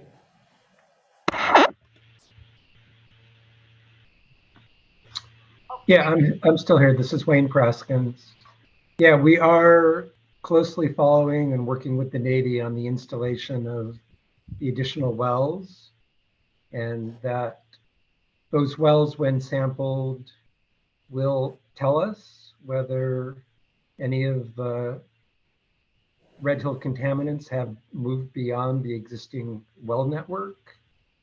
So the slides I presented earlier do suggest that the plume is no longer expanding, but we will look to the information from the new wells to understand whether any of the contaminants have moved beyond the existing well network and whether in fact the plume is no longer expanding.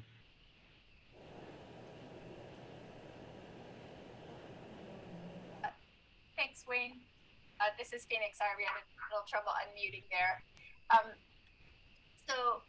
In addition to, I completely agree with what you said. And in addition to that, regulatory agencies are looking at additional field studies, including in-well tests, to really be able to understand and measure how things may be moving from one well to another, both on-site and off-site. So that will be helpful information as well. It's a key question for us to figure out how, where, when, and under what circumstances fuel might be moving. I concur with what Wayne just said, that it's not clear at this time. We don't have evidence of further movement out, and it appears to be that we're seeing some contraction, but we only have those few wells out there, so we can't know for sure. So we just continue to look for lines of evidence to make sure that we're checking that out at every opportunity, including this additional field work. Thank you. Okay, now I'm going to turn over to David Molnix, but before I do, David, the second one after David is Hannah Hartman. Hannah, there are two people listed with your exact same name on the Zoom. What I would like you to do is have the person who wants to speak under Hannah Hartman put up your digital hand so we know who to unmute. Thank you. Dave? Okay, hi, Dave Molnix here. Yeah, I have a question for both of our admirals, and it concerns the definition of national security. This has been the big problem, really, because the Navy used national security, military used national security to block, delay, to lie, to deceive, to prevent us from knowing what was really going on. And when it comes to national security, it's supposed to mean the protection of the nation. And that has two possible meanings. The protection of the asset, the fuel tanks, or protection of the people. And it's pretty clear that the Navy chose to protect the asset because they hid, lied, denied, covered up that there was even a spill. They were more interested in protecting the asset than they were in protecting the health and safety of the people. And this isn't just here in Hawaii, that's what happened in Camp Lejeunesse. In fact, this is an ongoing modus operandi of the Navy. And so I guess I want a commitment or an understanding what you feel the definition of national security is, because it's clear that maybe the Navy was using that, risk cost benefit analysis kind of situation. Well, we'll protect our, fuel supply here, and it's going to cost us so many health of the community. And to me, that's pretty unethical and immoral, but that seems what they did, that they were focusing more on protecting the asset, and that we were basically collateral damage, which is kind of how the military decides things anyway. So we need, I guess, some commitment or an understanding from you what you think national security really is. It'd be great if you put that in writing so we could share that with our congressional delegation and with our legislative people. So, because the communication problem here has been that the Navy has one understanding what national security means, and the people have another understanding. And I think we need to be on the same page with that. The other thing here is that I know you've got a lot of interesting or, good answers. You probably sat down and figured out, here's the good answers we're going to have for we go down to meet with these folks, and safety is going to be a big issue, and so we'll just say that this is our answer for safety. And then they'll go, oh yeah, that's good. It's going to take us 2 years to do this.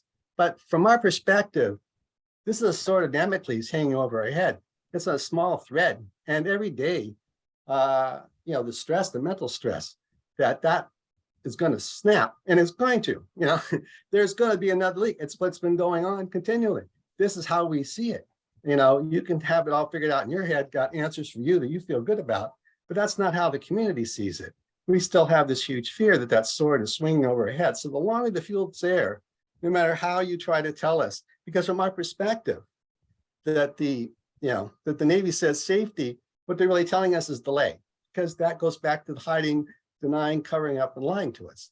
And so, we need to understand, I think, we need to understand that you're really committed to our health and safety, and you're not just using it as an excuse to delay.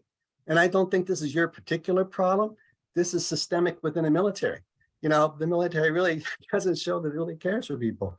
It's just, we're doing our job, we're committing our mission, finishing our mission. And if there's collateral damage, well, I did my job, I got my medal, I moved on. And that's what happened when I was down there, but it's not nothing I can do about it.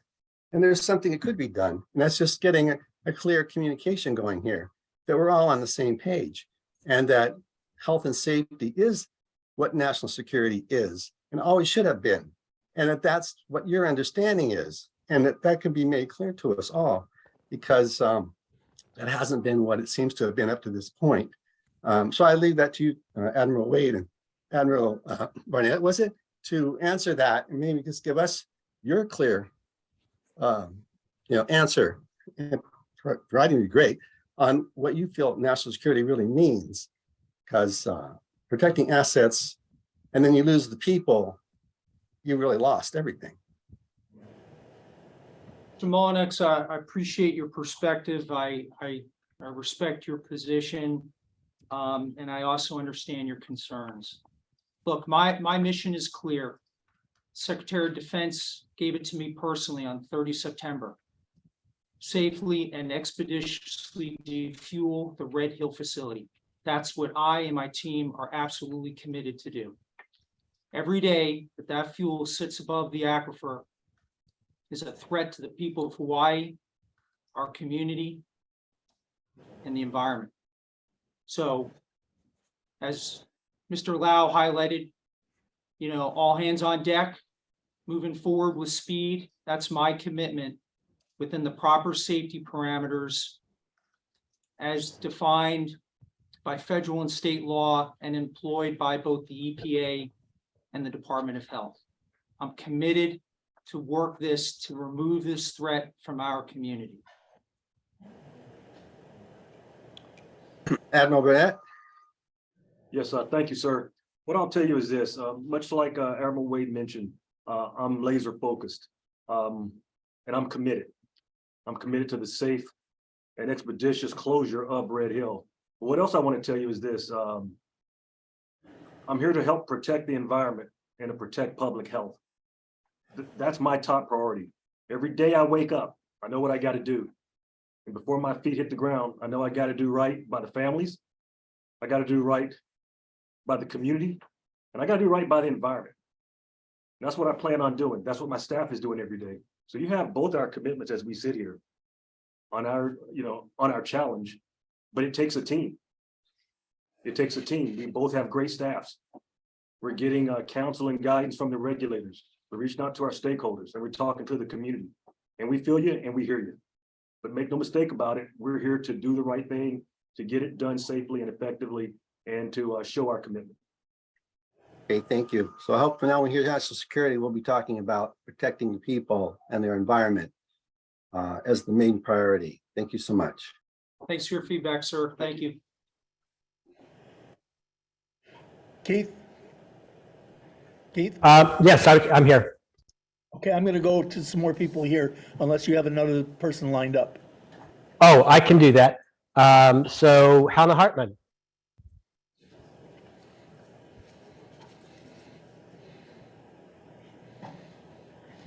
Just a reminder to everybody, brevity is a virtue.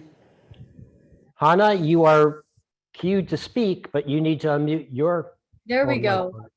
Kalamai, my apologies. Aloha, my name is Hannah Hartman. I'm a settler here in Hawaii, a graduate student, and a micro-restoration ecologist. First, two things that I would like to point out is, and these are all directed at the Navy. One, you still have not apologized, even when it was brought up earlier in this meeting. And two, I find it quite unacceptable that you are not including civilians in your joint task force, whether it be including them in collaboration or as oversight. You making statements and decisions and then seeking feedback is not the same thing as entire community collaboration. But as far as bioremediation efforts, when I hear you throw out words like natural source zone depletion or monitored natural attenuation, both petroleum remediation technologies that are fancy ways of saying leave it to the naturally occurring microbes to do their thing and biodegrade while you refrain from being proactive, or being proud of removing a couple 100 gallons of fuel through expensive and inefficient methods like excavation out of the thousands that you have spilled is quite frankly insulting. So my question for you today is, when will we have a concrete timeline of remediation efforts? And will you prioritize bioremediation technologies in your cleanup process? Ms. Hartman, thank you for your comments and questions. The first comment you talked about regarding the apology, and as far as the spills go, in May and November, the Department of Defense has apologized, but as the senior Department of Defense rep here today, let me just look at you and say sincerely that I do apologize for what happened. This could have been avoided, and it hurts me to sit here and to hear the pain that the community is going through because of what has happened. But this team here has been assembled to move forward and to defuel the facility, to close it, to get after remediation, clean water, and to take care of those that were impacted from a medical standpoint. So we're committed to that. To your question on oversight, I am dedicated to communicating with the community, to hearing from the community, to leverage the community inputs to help me in my mission, but there will be no oversight from a civilian group or entity. That's just not going to happen. But I'm committed to communicate again and to be fully transparent. I'll now turn the question over to Admiral Barnett regarding the last part of your question, which was remediation. Yeah, Ms. Hartman, thank you for your question, and fair enough. Much like you state, that natural attenuation and some of the other methods that I did mention is exactly as you state. That's not exhaustive. So we have a contract, like I said earlier, with industry that we've led, and we're looking for those opportunities. Leveraging U of H as well in those opportunities. So it's not just us trying to look for the cheapest, the quickest, the fastest, whatever it is. Other than we want to find the right, we're leaning forward with what we know that we can execute today. We welcome those thoughts and ideas and the commentary and the feedback that allow us to find the right option for the future. And so I'm open to that. Now, when you say bioremediation, I think it should be absolutely part of the suite of things that we need to incorporate into the overall closure plan. Where that fits within it, we don't know yet. And we'll be submitting that to DOH in December, and it will continue to get refined and updated as technology evolves or the feedback becomes more important or prioritized. And so that community engagement that we've been discussing, I think will be and professional will be very important. Just to clarify, so the first concrete timeline of remediation efforts and goals will be in December? What's that? I think what you're going to have in there, I don't have the report. You're doing in front of me. remediation right now. We're doing Right, remediation right. now. Yeah. As we go further and further through the process, and the remediation is going to go from now all the way through closure. So as we're going through this process, we're going to be learning, we're going to be talking to industry, we're going to be talking to the regulators as we pull forward the best things to do to get at the issue. And I would say that remediation will likely go beyond. Yes, it will. closure. Yes, it will. I'm I'm sorry. It sure will go that- beyond closure. And we're committed to that. As I said earlier this morning, that we're going to go as long as it takes, and we're going to do whatever we have to do to make this right. Thank you for clarifying that it's beyond closure. Okay, thank you. Thank you, Ms. Hartman. Keith, I'm going to go to people in the auditorium unless you have someone else. Thank you. Hi, my name is Lacey. I'm here today as an affected community member. I'm also here as a military spouse and a veteran and an advocate for all military families and just families and children in general. And now I'm just going to tell you the number one lie. Secretary of the Navy, Carlos Del Toro, said that the fuel wasn't making people sick. It was the fuel in the water that was making people sick. Let's go ahead and get that straight. Water is life, fuel is poison. I know that it's poison because my children were poisoned by it. I was poisoned by it. And I just want to tell you something. I have two binders that I'd like to show you. This one you might be familiar with. Your wives probably did one. It's a PCS binder full of your hopes and dreams for the next military station you'll be at. It also holds school records, health records, passports, and things like that. It's how we stay organized. Before we lived here, our health records were limited to 2 pages each. Each family member had one health well checkup per year and 1 immunization form, and that was it. We were all healthy before we moved here. We moved here November 6th, 2021. We've been sick every day since then. This is a new binder I've had to start since we moved here. The first 6 pages are filled with doctor's visits since we've moved here. 6 pages of doctors that we've had to see.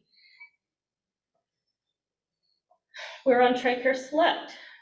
The out-of-pocket medical costs are in the thousands and thousands. We had to take out a loan to move out of our contaminated house. We got toxicology testing done on our children. And I just shook with anger and cried when I saw it.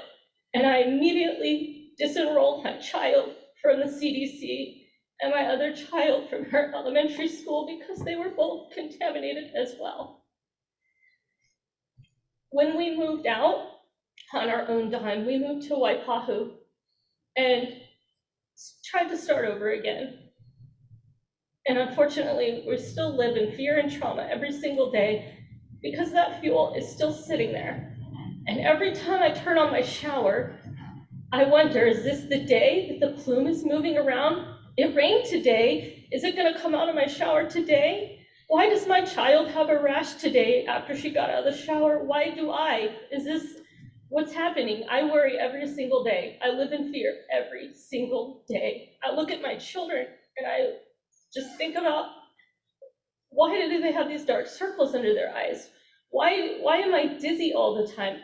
I just don't have any answers, and neither do you. And neither does anybody else up there on the screen.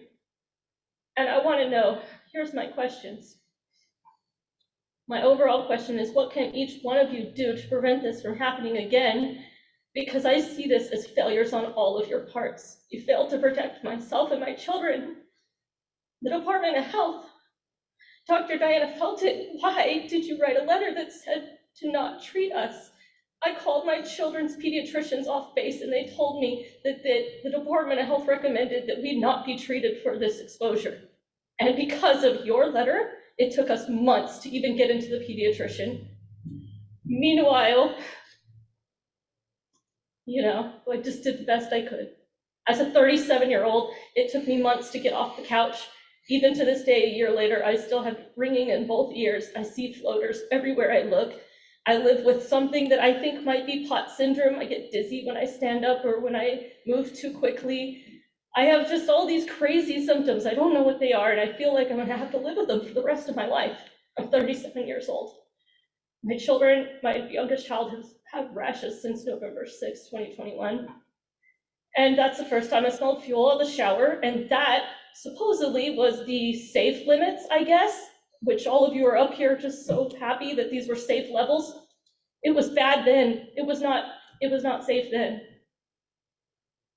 Let's get real. That's it. Thank you, Lacey. Here. I want to see if, Diana, if you want to say anything, you don't have to if you want. Again, we're hearing a lot of testimony today from people who feel they've been injured. It is a difficult discussion. It's a difficult dialogue. Diana, anything? You don't have to respond if you don't want. Of course, Lacey, thank you for sharing your thoughts. And I'm so sorry to hear about all the struggles that you and your family have been going through. It sounds terrible. I do want to clarify that the March 18th medical provider advisory, which is I think what you're referring to, was not a letter that said for doctors to not treat. It was advice to doctors about how difficult biological screening is for this kind of exposure. So it was not about not treating. We would never say that. I always want doctors to treat patients. And always the treatment is up to the individual provider seeing the patient. So just want to be really clear, that letter did not say to not treat. It was designed to help providers understand the limitations of testing in terms of this exposure, of which there are many. So again, I'm so sorry you and your family are going through this, but I want to be really clear that we would never say to not treat. And that letter and that medical advisory is online if anyone wants to read it. And it absolutely puts the treatment in the hands of the individual doctors and would never recommend that people don't get treatment for any symptoms for any reason. Thank you. Thank you, Diane. Thank you. Mr. Adler, if I may, Admiral Wade. Yes, go ahead, Admiral. Just for Lacey, I just want to thank you for your honesty, and I believe you. I'm so sorry that you and your family are impacted. Dr. Espiritu wanted to say something here to you, Doctor. Thank you, Admiral. Ms. Lacey, I'm really sorry that this is happening to your family. And it was not what we intended at all. And I want you to know that, and I want actually everyone to know that anyone who is DEERS eligible can be seen in the Red Hill Clinic that we are setting up in the next few weeks. So that includes anybody who's TRICARE Select and anybody for whom whatever reason is a military beneficiary but not enrolled in TRICARE, which includes retirees like myself, active duty family members, and reserve family members with other insurance. So I want to make that absolutely clear that if you are enrolled in DEERS and some kind of military beneficiary, that you can be seen at the Red Hill Clinic. Thank you. Thank you, Doctor. We're going to do one more testimony from folks here in the auditorium, then back to you, Keith. Please go ahead. Introduce yourself, if you will. Aloha mai kako. E ka inani ho'i pokahana Little John ko'i noa. I just wanted to start off by saying / asking one thing, then I'll get into another question. I remember you guys speaking on consent in order to defuel the Red Hill tank. But where was the consent for Kanaka, for this tank to even be put up in the first place? Where was the consent to the Aina for you guys to drill in and do what you've done? Where was our consent? Yet you gotta have consent to defuel? That's my first question. Where was our consent? Can you clarify consent when they made the Red Hill? Which part? Consent with the illegal overthrow and occupation of the Kingdom of Hawaii in the first place. Consent with them making the Red Hill fuel tank in the first place. Consent just for Kanaka all over the board. Thank you for clarifying. As this is native land. Okay. Any response? Yeah, I don't have an answer for how the process evolved in the 1940s. So I just don't know. Water is our most precious resource, yet Navy water is being used to water lawns in the middle of the day, including at the Arizona Memorial, as well as at golf courses. The MCBH golf course is also being irrigated with potable water. What does the Navy and its sister branches insist on using water for grass while our water supply remain at risk? Is green grass more important than your credibility and reputation? Is green grass more important than human lives? No. We'll take that as your statement. That's my question. I had two questions. Why does the Navy and its sister branches insist on using water for grass while our water supply remain at risk? Is green grass more important than your credibility, your reputation, and human lives? No, ma'am, this is Admiral Barnett, and I understand your question. It is not more important. I want to assure you that we're taking measures on board the installation to conserve water. We are doing everything that we can. And I understand your concern. I'm sorry, but that's not enough. What's the question that you want to ask him that's not enough? You got to be clear what you're asking. Otherwise, they can't His answer is not enough, especially when so many lives are at risk. The Aina's at risk. I mean, were you pumping him into the Halawa stream? Did you get consent from the O'opu in that stream? Did you get consent from every single person before doing that? No, you didn't. That's an environmental analysis.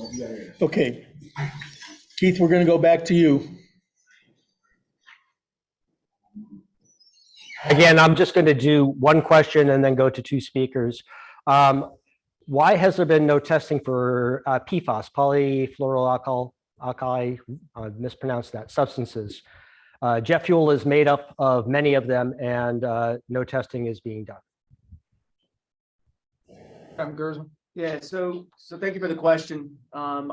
We have tested in the past. We're working closely with the Department of Health as well as the EPA on the limits with regard to how we approach moving forward for testing systematically. Right now, this is being managed at the highest level with EPA, US government, as well as DOD, because across the board, we want to make sure we get this right in the testing. I can say that there was no AFFF, which contains some of the PFAS and PFAS that we're most concerned about, has never been released during this May or this November event. Thank you for the question.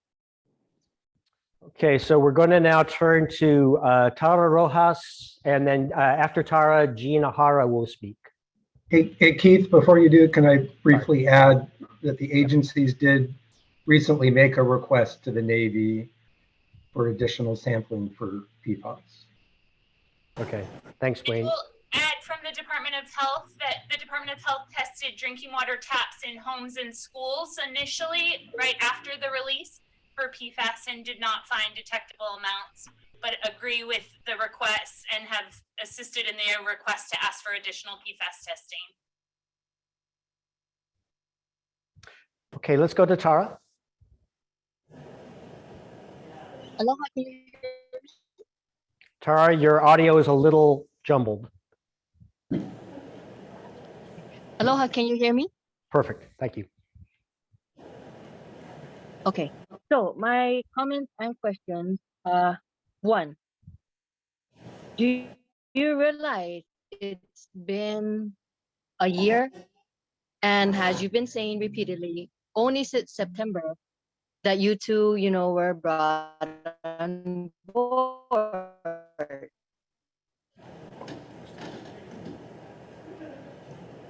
Tara, your audio is not You coming said you're in through. charge of defueling, but It's not working. I'm gonna try to. Tara, if you would like to log back in, we'll take you after Gina. Maybe your audio can be From fixed by my quickly. computer. Tara, if you want to log back in on your phone or something else, Yeah, let me it try may clear up your audio. again from the computer.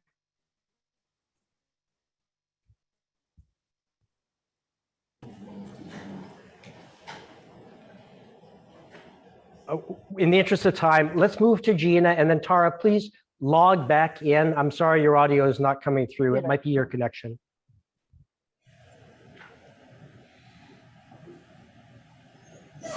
Hello, can you see me?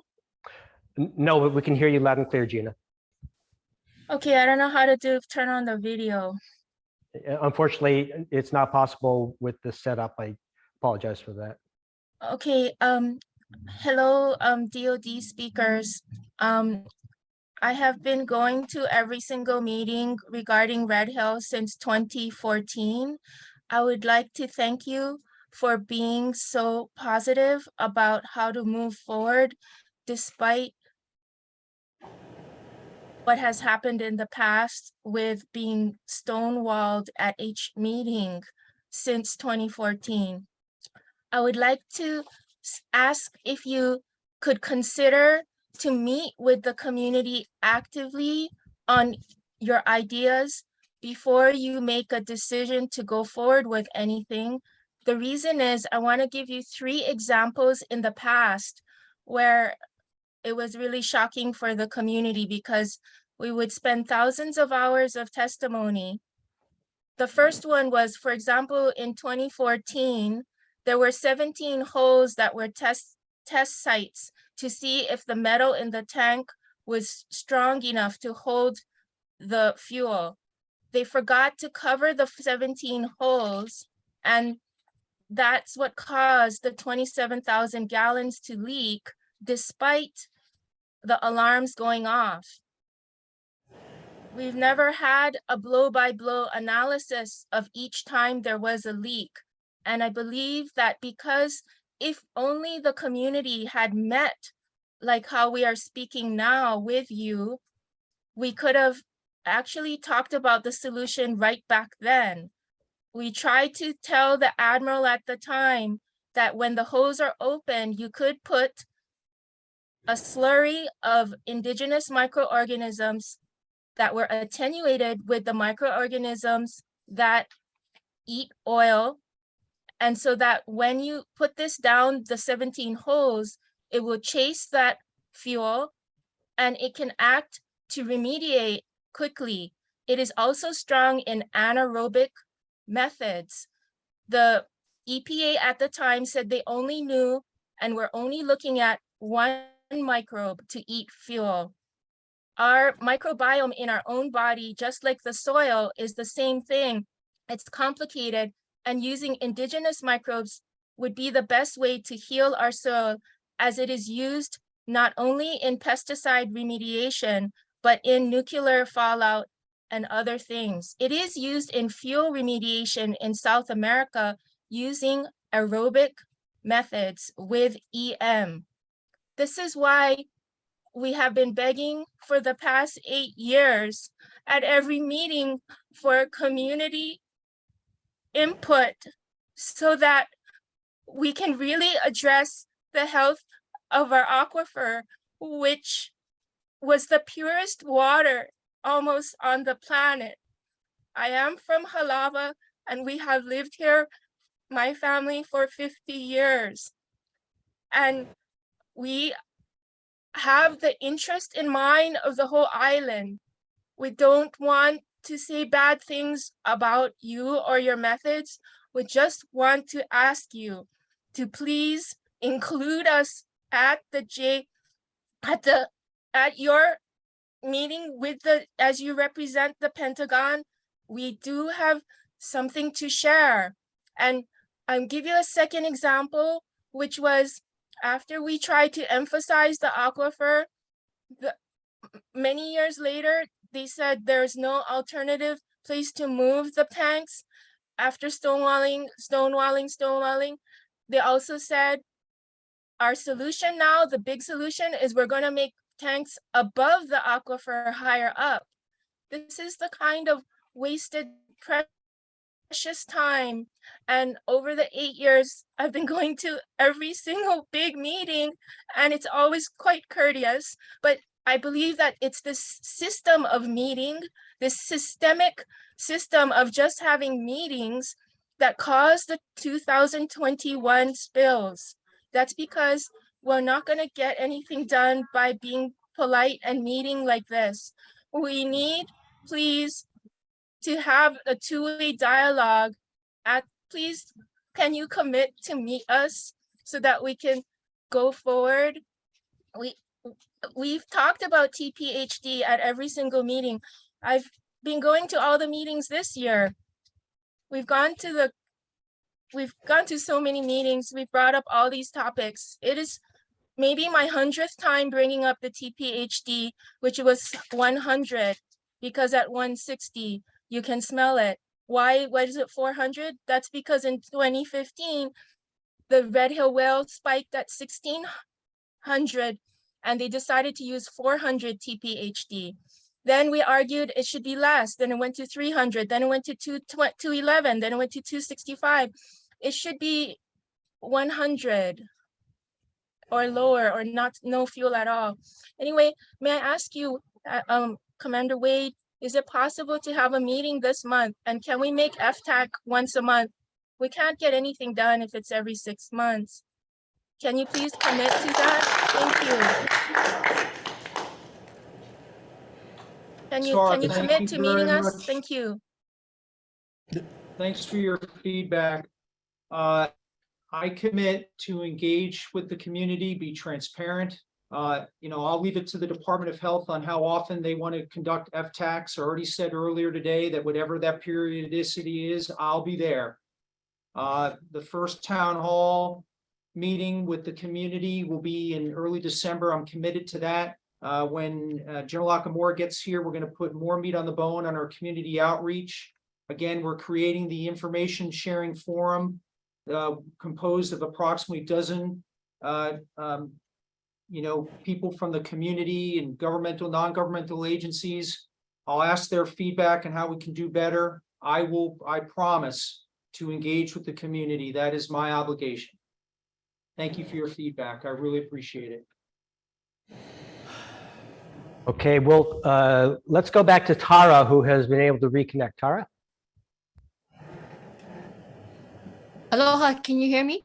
Perfectly. Okay, awesome. So I have several questions for you all.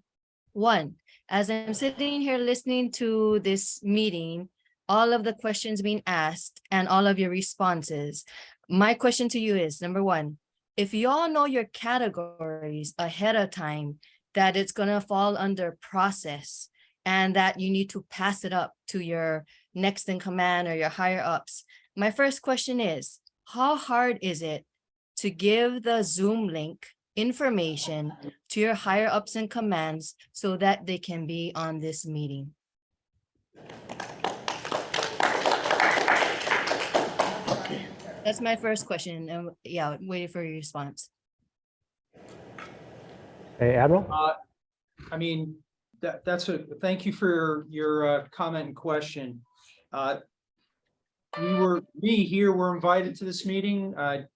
You know, our seniors were not. So in the future, if there's an invitation, I'll make sure that that invitation is pushed up to the right level of the chain of command. Okay, but do you know it's been a year since the spill happened? And I know your answer is only since September have you two been brought on board.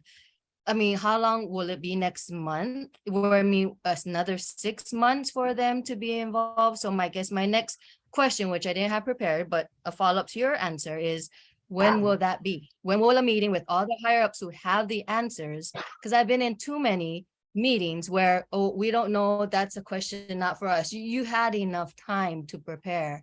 It's been a year. And so when can a meeting with all the people involved, the Navy included, the higher ups, when can they be on the same meeting with the community that is affected and continuing to be affected?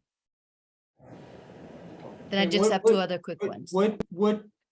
Let me try to help you here. What question are you looking to have answered? I mean, When can you have a Zoom meeting and Zoom/hybrid in-person meeting with all the people who do have the answers, the highest up involved, that they can answer on the spot in the meeting and not wait 1 year and not wait 8 years, as you heard Gina testify, and the affected families who have been affected for a year? When can you have this meeting with the higher ups and the community made? yeah, I can't answer that question because I don't control their schedules. So I'm just answering truthfully because I can't commit to a date or a time. Emergency. Because I noticed you said you're gonna talk to your higher ups today. So Yes. instead of calling them after this meeting, what's the difference of just calling them and putting them on speakerphone if need be? I am committed to reporting up to my chain of command today because today has uncovered some significant policy issues that senior leaders in the Department of Defense need to be aware of. So But they cannot answer on the spot? I don't know if they can or not, but first to understand a problem, you have to know Does you it have need a to be significant prepared? problem. So I need to make sure that this information is pushed up. Well, I mean, if you just call in, hey, we're speakerphone, I mean, it's an emergency. It's been 1 year. And if you are truly committed to the environment and to the people and to defuel, these answers need to be heard now. But Kate, so I know your answer is going to be, you don't know, but if you could call, if you're, you could before the end of this meeting, give them a call since it'll be the end of the meeting and just have them on speakerphone. We can have the answers right away. But that was my second question. So my third question is, how fast will you all move when an earthquake occurs? How fast will you move when it's your water that you are drinking and bathing in here in Hawaii? How fast will you move then to defuel? So how fast will you move if an earthquake or an emergency or another spill occurs? How fast will you move? How fast to move to defuel? Yes. Ma'am, Because I wanna get bombing this- go ahead. Yeah, thank you. I want to move as fast as possible within federal and state law. And that is my commitment. And that's why I'm on the record by saying that my team and I will work in partnership with the Environmental Protection Agency and with the Department of Health to look at the defueling plan and to find every way possible to shorten that timeline to remove the threat sitting above the aquifer. That is my absolute commitment. It's the right thing to do for the people, our community, and for the environment. And I know that words are probably meaningless to many that are listening here. So it's actions, and I'm committed to working this tirelessly until every drop is out of those storage tanks. Okay, because it's been a year and active bombing practice on Mauna Loa, an active volcano is happening. If that does trigger any earthquake of Mauna Loa that is now being traveling worldwide, this news, active bombing happening now this week, if any of that, whatever happens to the island, how fast will you move? So it needs to move a lot quicker. So that was your answer. My last question is, your leases are up in 2029. Will you finally clean up and leave? You've bombed and desecrated and destroyed Kaho'olawe, that is like heaven on earth, that was living and it has waters. And you said you were gonna clean up, was never cleaned up and was left there. Same in Makua, same in all the spots in Hawaii. Oahu law, you were ordered by the Supreme Court to clean up, that you were negligent, bombing on conservation lands, you haven't cleaned up yet. So in 2029, when your leases are up, will you clean up? Will you clean up this fuel, defuel first, and then clean up? And will you leave in 2029? Because 9 plus 20,000 plus 8 years plus of meetings and testimony is enough. So will you leave in 2029 and clean up before you leave? That's the cause of the pollution.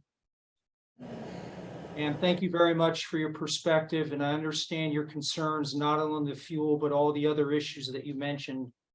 I can't talk to those. All I can talk to about what I've been assigned to do by the Secretary of Defense. And that is to remove this fuel as expeditiously and safely as possible. And that's what I'm committed to do. Okay, so can you please put that on to pass up as part of the process, please? I Mahalo. will. Yes, ma'am. Thank you. Okay, Peter, back to you. All right, sir, are you next in line? I'm going to ask for brevity, please. Sure. It's really important because we're really doing. Can I let me sit? I like this thing got to be viewed this way. Okay. Okay. Maybe a little bit more. How do you do this? Like that. Aloha mai kako, Alfred Kakehona Madaris. I'm a Kanaka Maoli and Hawaiian, born and raised here in Hawaii, Ko'opa'aina. Welcome, Department of Dismay and Department of Harm. You guys are new to this, it seems. 1 year we've been fighting this. And all I hear is nonsense and nothing but bullshit. Yeah?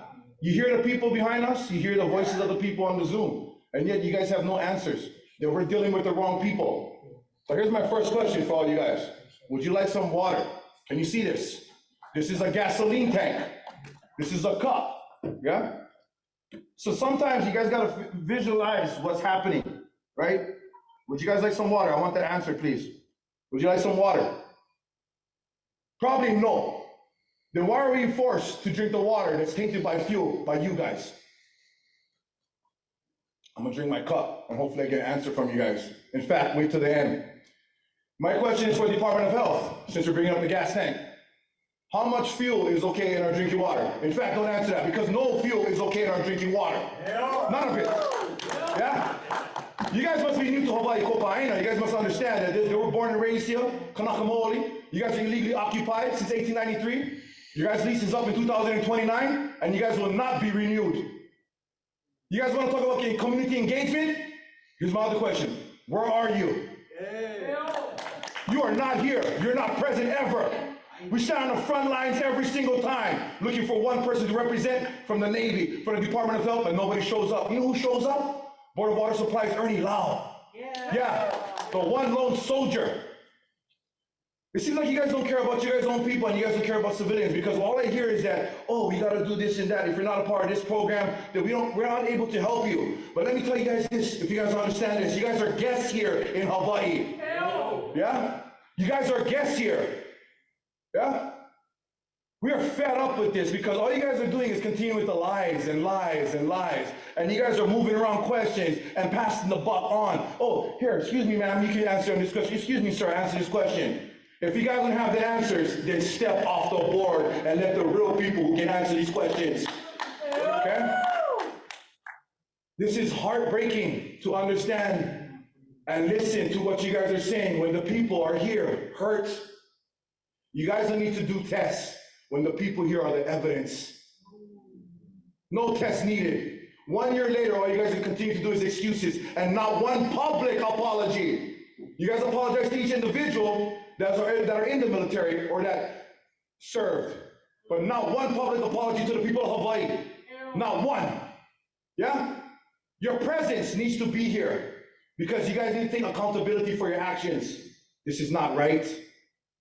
We will not sit back and not do nothing. You hear us yell, Ola Ikavai, water is life, because it is, because we cannot drink gasoline. It seems that you guys move faster to wage war than to help your own people. Yeah? You guys are able to send billions of dollars to Ukraine to help against Russia, but yet you guys can't do nothing for the people of Hawaii as you poison our waters. You guys want to know what you guys want to do with those tanks after it's defueled? You guys should leave it as a remembrance of how you guys poison our people. This should be used as a museum to be walked through to show how the U.S. Navy and the U.S. America and our military ruined Hawaii name. Yeah? Next time you guys want to talk, come talk to me. You guys want my number? I'm easy to reach. I'm all over Hawaii. Simple as that. We were there 10 days outside of the U.S. Pacific Command Fleet. Yeah? And we'll do 10 more days if we gotta be. We'll do 30 days on Arizona Memorial. See, the differences between you guys and us, we care. Yeah? We care about the people, we care about the Aina, and we care about our future. My emotions is high because we're tired of this. And as the one lady said earlier, 2029, your lease is up. And you will not be renewed. I will defy till I die. Because you guys do not belong, as you guys have not been good stewards of this Aina. My dad was one of the first Kanaka Maoli Navy SEALs from Hawaii. And he would love to speak today, but he's so sick of how you guys treat him as a veteran that he doesn't want nothing to do with you guys. Yeah? He was subjected to racism, you know? To my brother up there, you know what racism is, right? You sit in between racist people right now. Understand that. All right. I hell will understand. You wait your time. It's my time to speak, sir. Please bring it to a close, though. You're closing. You can walk up. When my time is done, you can let me know when my time is done. I'm gonna let you do. Out of respect to me. Others. This is my Aina. You're a visitor. Others. Understand that. So you guys gotta listen to the people instead of sitting down and jotting you guys little questionnaires like you guys are gonna do something and take it back to your higher ups. Do something now. 1 year is too late already, and 5 years is way too long. You will not do any more desecration and destruction to Hawaii. We are the watchdogs now. The eyes are on you. We heard threats from your own U.S. Navy guys. You guys destroyed our key of Kaneikumaola. Yeah? And we became peaceful because we learned something called kapu aloha. Something that's hard for me. Yeah? I like wage war too. I love war. If you don't know who I am, I promote every single MMA fights in Hawaii. I'm all about the action. But it's a different type of action now. This is something that the community is being hurt by. And you guys are negligent. And when the time comes, I hope so, that all of you are held accountable. Department of Dismay, Department of Harm. I hope you guys are subjected to the crimes that you guys are committing, because you guys aren't doing right for the people of Hawaii. 211 percentage, whatever nonsense you guys are saying. Go drink that in your water right now and let me see how that happens to you. Because right now, as you guys heard today, and every time that everybody spoke up that got poisoned by it, there's nothing but, oh, you guys can call this number. Oh, you guys can go online and check out this website. There's never been like, come down to the Department of Health right now and let me help you. We're here at the state capitol, and you guys are right next door, and you four couldn't even show up here. Pathetic. Pathetic. You four over there are supposed to be serving the country that you represent, that's illegally occupying here. You're supposed to be protecting the people here of Hawaii too, right? That's why you guys have all your locations here in Hawaii. You're supposed to protect us. You're not. You failed. But the people are not failing each other. There's people like the Oahu Water Protectors that are continuing to bring countless amounts of water to the people that are affected. People that are in the military, not only civilians, because that's how it is in Hawaii. We don't just concern for one group of people, we concern for every group of people. Yeah. Understand that. This is a melting pot of diversity that you'll not find anywhere else in the world. And the reason why we can connect and respect each other is because we have love. It's called aloha. Aloha means love, hello, and also means goodbye. So I'm gonna end with that. Aloha, ohui ho. That does not belong. All right. Keith, I want to see if there's any further questions, comments, short testimonies. You're on mute, Keith. You're muted. I'm sorry, I know. I think we should just go straight to the speakers. So Sophie Koch, you're up next. Sophie? What we've been told? Okay, you, Oh, I'm here. good. You- Never asked my question if you guys like water. Go ahead, Sophie. Oh, okay. Yeah. Thank you. Yes, I'm with the Honolulu Star Advertiser. So thank you for taking a media question.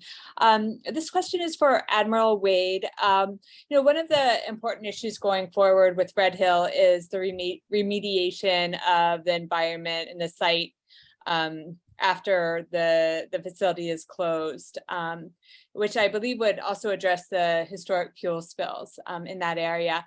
Earlier during the meeting today, we heard EPA's Gabriela Carvalho talk earlier about how the EPA and DOH was convening this roundtable to come up with a remediation or action plan for the environment, but had noted that the Navy has not committed to participating in that. So I just wanted to pose that question to you. Why has the Navy not signed on to that committee? Hey, ma'am, I'm going to turn this over to Admiral Barnett because this is part of his job responsibility. So Admiral Barnett, over to you. Thank you. What I can tell you is that we're still working what level of participation that we would have from the Navy region. So we're working that. I'm in communication with all concerned, or at least my bosses in DCR. But we will be participating. We're just trying to fine tune the level of participation from the Navy. Thank you.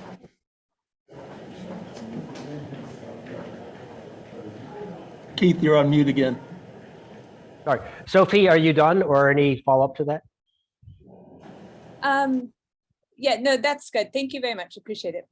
Okay, now we're going to switch to Major Amanda Feint. Major?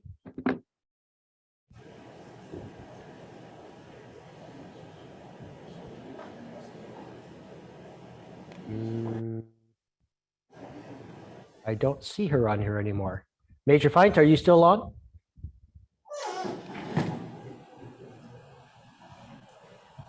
Okay, I do not see her. So I'm going to go to Xavier Bonilla. Xavier, sorry, I didn't prep you. But why don't you, oh wait, I'm sorry. I see Major Feint. Go ahead. David.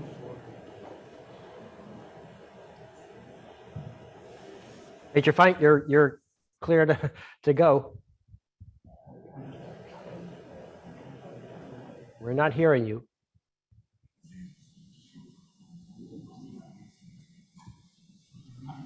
Okay, in the interest of time, I'm sorry, Major Feint, we cannot hear you even though you're unable to speak.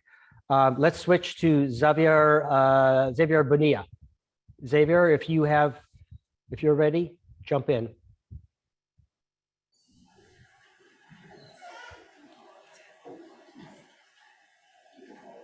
Okay, I think this is the hazards of having a long meeting. People sign up, but then they're not on any longer. So let's go back to Major Feint. Can you speak now?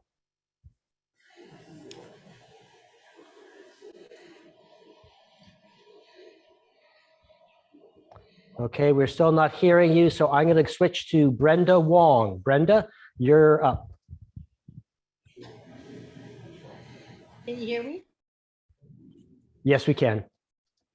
My name is Brenda Wong, and I'm a homeowner in Waimanalo and a pastor. Water is essential for all of us in Hawaii, and our water is compromised and threatened by 100 million gallons of fuel that sit 100 feet above our precious water. Already, there are many people, including children, that have been poisoned and traumatized by what happened to them when fuel leaked into our precious water. They need more help from you, and we hear of water still compromised in recent tests. We need to hear the truth about what is really happening. No more lies. We need the speedy removal of the fuel. A year and a half is too long and puts us at greater risk of additional leaks. We are on an island without an endless supply of fresh water and need to take every step possible now to quickly empty the tanks. This water crisis has the potential to eradicate life as we know it. Care about the people of Hawaii and work with the community.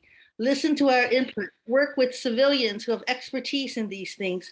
We need more communication of what is really happening, and we need the Navy to work in more collaboration with the community. Don't leave the tanks empty, as it will still remain a threat for our future. Stop using our precious water for military purposes and clean up what is not possible to clean. I urge you to do everything possible now to remove the 100 million gallons of fuel in a safe way. We do not need more stories of people sickened by the fuel. The timeline needs to be shortened. There is so much more that can be done.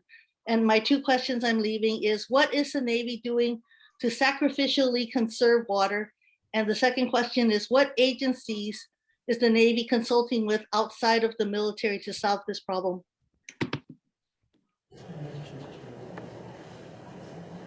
Hey, Admiral?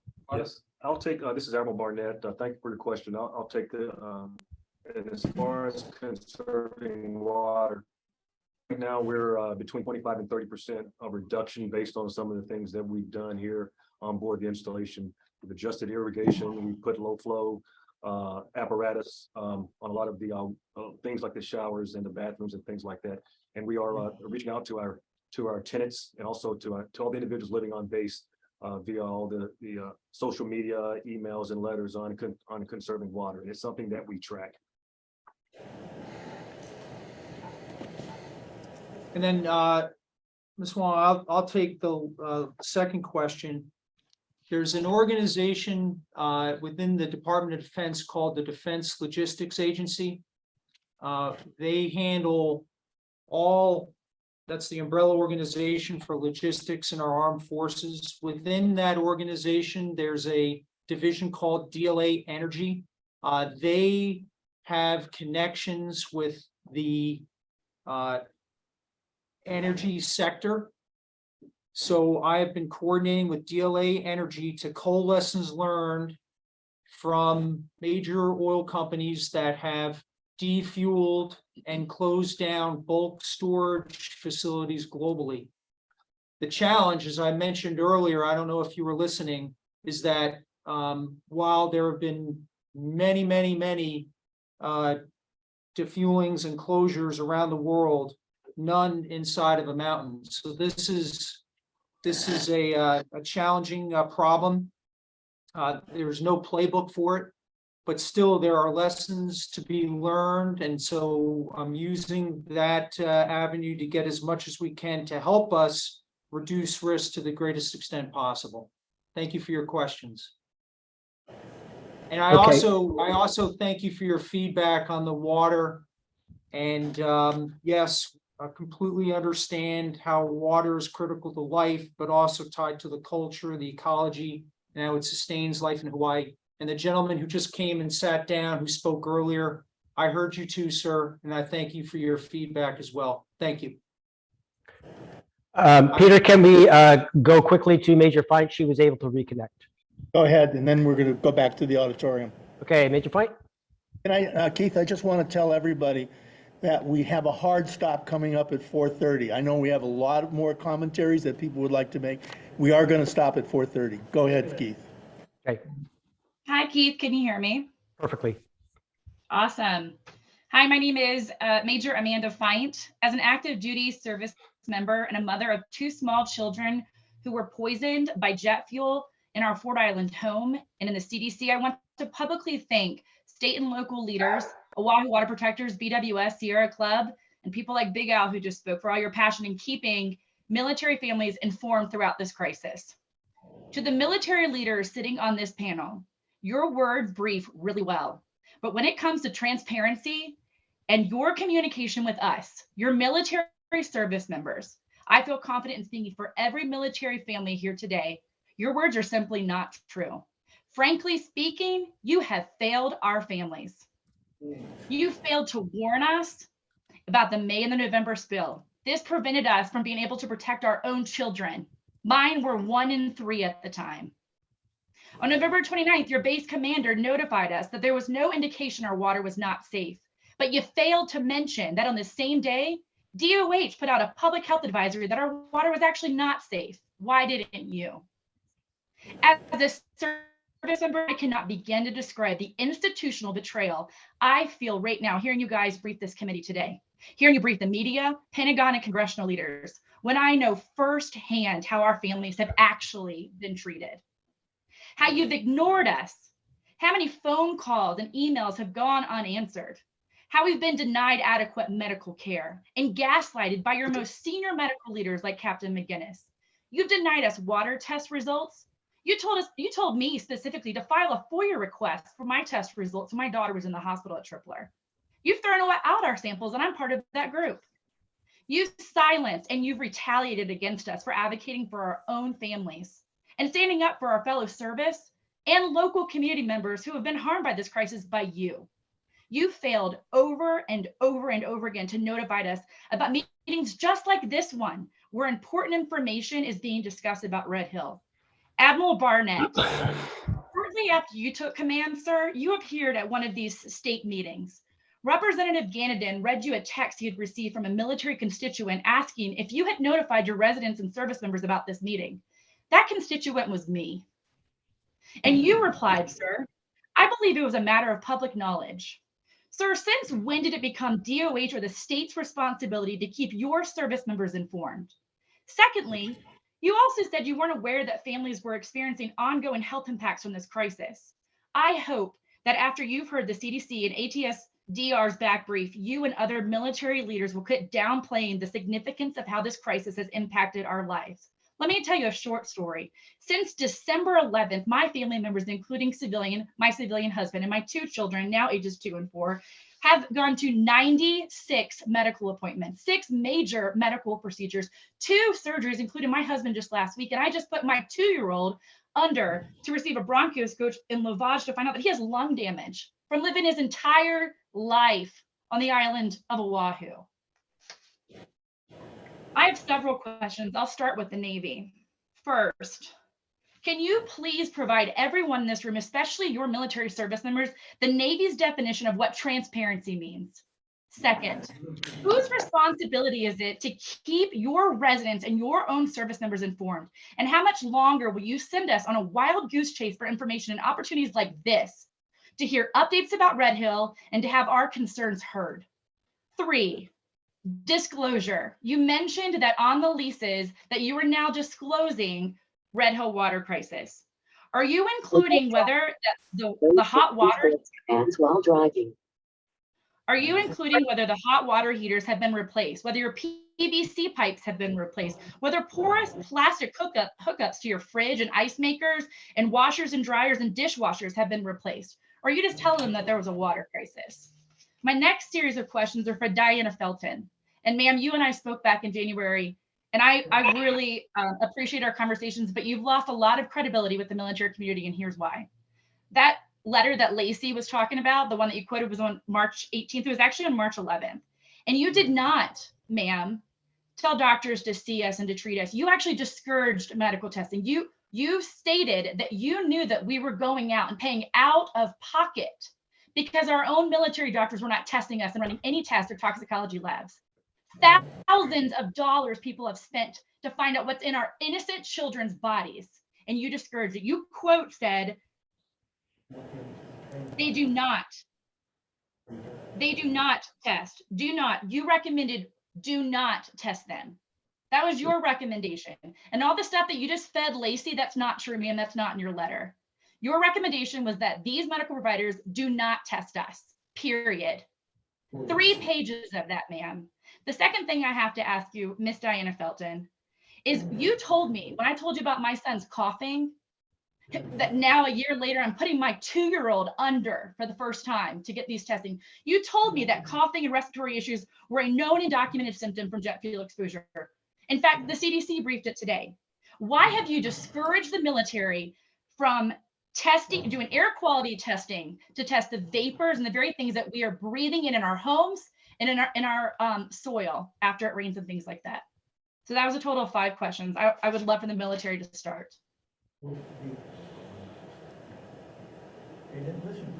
Okay, well, good evening. One of the things I would like to say is regarding the communication and transparency is things like this and situations like this that we can get together and be transparent. And I think that Admiral Wade would acknowledge that also, that we're going to work on that. And that's one thing that we will continue to do is have meetings and to make sure that our outreach is robust. Regarding future evolutions, I'm going to make sure after talking to Mr. Lau, I think there's a way that we can align our social media footprint and websites a little bit more better, so we can make sure that this information gets out and all of our military families have an opportunity to dial in and listen and participate in things like this. Earlier, I also stated I'm going to take it as an assignment to dig into the hot water issue and that you discussed, and also the other things to make sure that I'm doing right by the military families. Admiral, from you. Yeah, Major Fine, I appreciate your honesty and your transparency. You know, mistakes were clearly made. And, you know, I've said it a number of times, and I'm going to say it again. I'm sorry that your military that you are part of failed you here. I can't change the past. And it disturbs me to say that because I wish we were not in this position. It hurts me to hear about your 90+ medical appointments and that your 2-year-old had to go under for a procedure. I'm so sorry for that. What I can tell you is that I and all of us here in executing our duties as we look to the future are committed to get this right. I will tell you that having been on the island here during the spills, while not involved in any way, I know the confusion. I didn't know whether to bathe, to cook, to drink the water. I worked at US Indo-PACOM. I had military personnel, both men, women, and also civilian, that worked for me, that were disrupted, put in the hotel rooms, you know, just the chaos, and the world didn't stop in executing our mission. So I'm deeply sorry that you and all others in uniform, dependents, and in the civilian community were impacted by this terrible, terrible incident. But we're committed to move forward here to defuel and to close and to remove this threat and to address all these other issues that everyone has eloquently put forward today. That's all I can say. I wish I could do more than what I've just said here, but I'm just speaking from the heart here. I'm so sorry. Sir, thank you for your apology, but as a follow-up to my very specific question, whose responsibility is it to keep your military service members informed of meetings like this and any other meetings? Because you and both Admiral Barnett just said that you'll continue to do meetings, but when is the last time that you've done a town hall or any sort of info session with your military service members and their families who have been harmed by this? Let me just tell you what I can tell you about me and the Joint Task Force. We were established 5 weeks ago, and we've been using the media for the first 5 weeks as a conduit to get out to the public, because things have been happening so quickly as we've built this team and then moved out on unpacking. The FTAC was the first major, at least for the Joint Task Force, opportunity to engage with the public. And as I said, we have a town hall meeting in early December, and I'm committed to do more. I welcome invitations. This is a critical part of my mission. And I knew it coming into the FTAC. I know it with an exclamation point times 10 after hearing everyone's commentary today. We can't communicate enough, and I'm committed to do so. Sir, thank you again. But again, whose responsibility is it to inform your residents and service members of meetings like this and any other meeting? You haven't answered the question. We have had to find this out from local and state community leaders. You'd probably have a lot more family members. We're talking 93,000 people were impacted, and the majority of them are your service members and their families. And they're not sitting in that auditorium today because you guys are not informing your family members, your military, your own people that you've poisoned. You're not informing them of meetings like this. This isn't the first time. So I'm asking again, please answer the question, Who is responsible? Is it the state? Is it the DOH's responsibility? Is it Ernie Lau's? Is it Sierra Club? Or is it yours? Is it your responsibility to tell your family members about these meetings, updates, and important information? Don't you think they have a right to know, sir? Whose responsibility is it to inform your service members about these meetings? Let me just answer this since she's responding to me. Listen, I can't even begin to think what you're going through, and I know that this is hard. I continue to learn. I'm a life learner, and we're also a learning organization. Sir, with all due respect, I appreciate let your me sentiment here, but I'd finish. really love you to answer my question because there's a lot of other people who have questions. And I have a very simple question. Whose responsibility is it to inform your service members of these meetings and updates? That's it.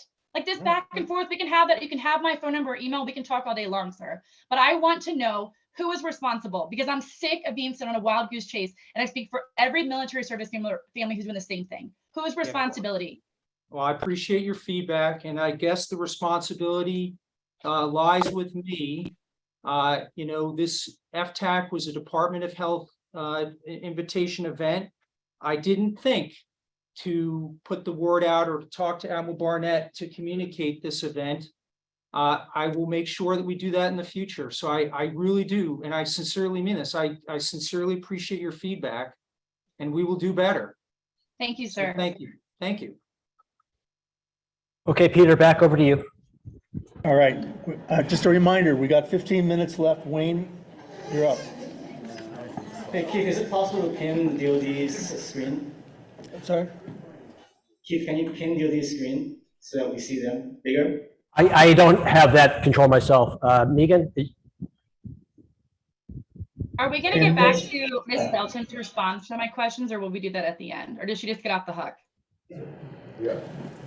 It was a very specific question, I know, and you're looking for the name of a person who's responsible for disseminating information about meetings No. to the I had a military. question about the medical piece. I can answer those questions quickly, Major Faye. Thank you for your questions. It's Pint. Excuse me, pardon me. We're posting the medical advisory for people to read about chemical screening. You're correct. We did not recommend toxicology screening for this exposure. And the reason is because that screening does not tell you anything. It doesn't tell you where you might have been exposed to these products. It doesn't indicate exposure to petroleum products. It doesn't determine if your symptoms are related. It doesn't predict future health effects. And it doesn't help direct a patient's management. So it's a waste of money, as you've experienced people paying out of pocket for those tests. It's not worth it because they don't give you the information and the answers that you want. So that's why we didn't recommend it. And that's what's in the medical advisory, which is the link to that is posted in there if anyone wants to read it. To answer your question. What recommendations did you make, Ms. Felton, to help us service members out, to help impacted families? What tests are available?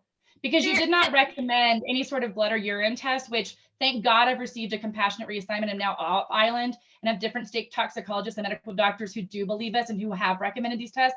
And now I do know exactly what's in my children's body from living on Hawaii the whole time. But what sort of test do you recommend as a state toxicologist for people who are still there on Hawaii, who want to know what is in their children's bodies? So I don't recommend toxicology testing for that. It's not accurate and it doesn't give you those answers that you want. I recommend that the clinical management is driven by the physician's clinical evaluation of the patient. But I don't recommend toxicology testing that doesn't give you the answers that you want. So as far as your other question about air monitoring, I was not involved in any of the decisions about air quality monitoring.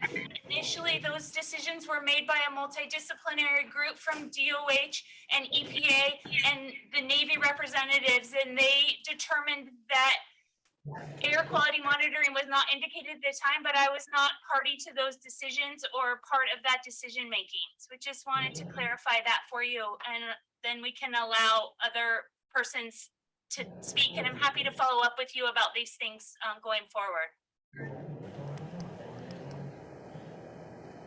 Thank you. Okay, Peter, back to you. Okay, Wayne, over to you. A reminder, we have a hard stop at 4:30. It comes not from us, it comes from the Capitol Sergeant. Wayne, over to you. Okay, I have a series of questions for Admiral Wade. These are yes or no questions, so hopefully they'll go pretty quickly. Admiral Wade, you are the commander of the Joint Task Force Red Hill, and which is so focused on defueling the Red Hill facility and the fuel tanks. So I'm assuming you're familiar with the defueling plan. Have you read the SGH contractor's assessment regarding the repairs needed to defuel and under that contract to potentially continue operations of the Red Hill facility?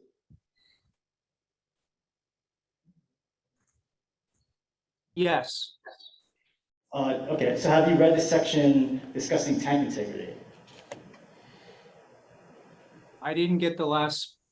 Are you familiar with the section in the SGH contractor's assessment regarding tank integrity? The ability of the tanks to not collapse or yield both from the weight of the fuel and from a seismic event? I've read it. I've got my expert here that can go into details, but yes.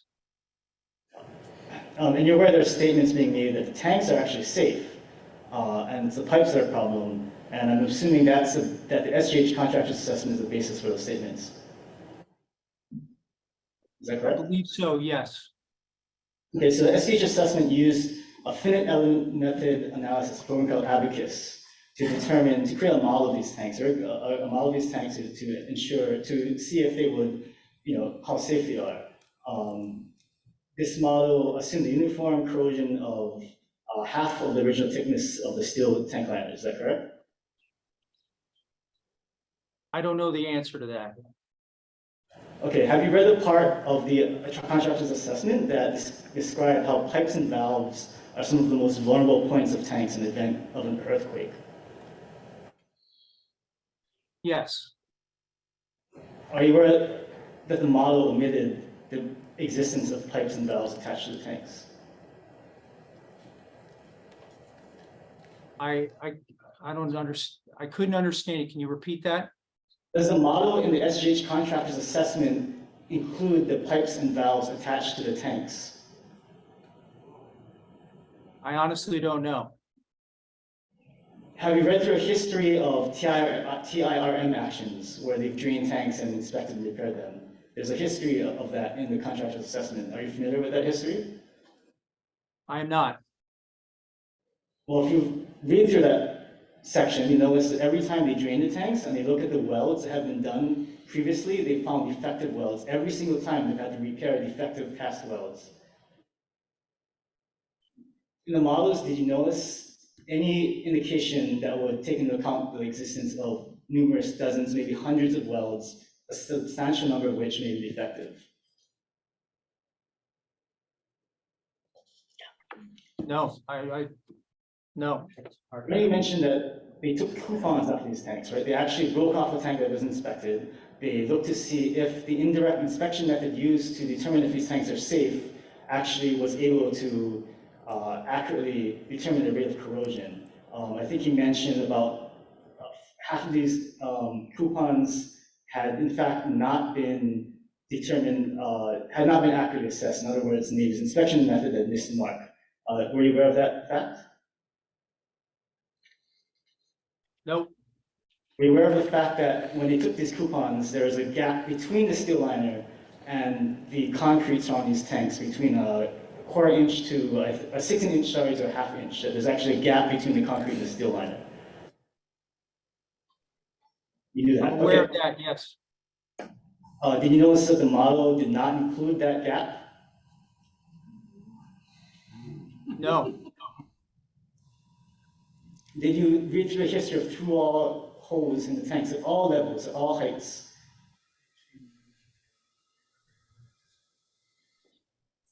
Hey, sir, yes or no? If you don't know, it's okay. I don't understand what you just asked me. There is a history of through-wall holes that have occurred at all height levels on these tanks, including below their fill lines. That means there are tiny little holes that are corroded through that allows fuel to leak through. Did you know that that's happened? That's a thing. No.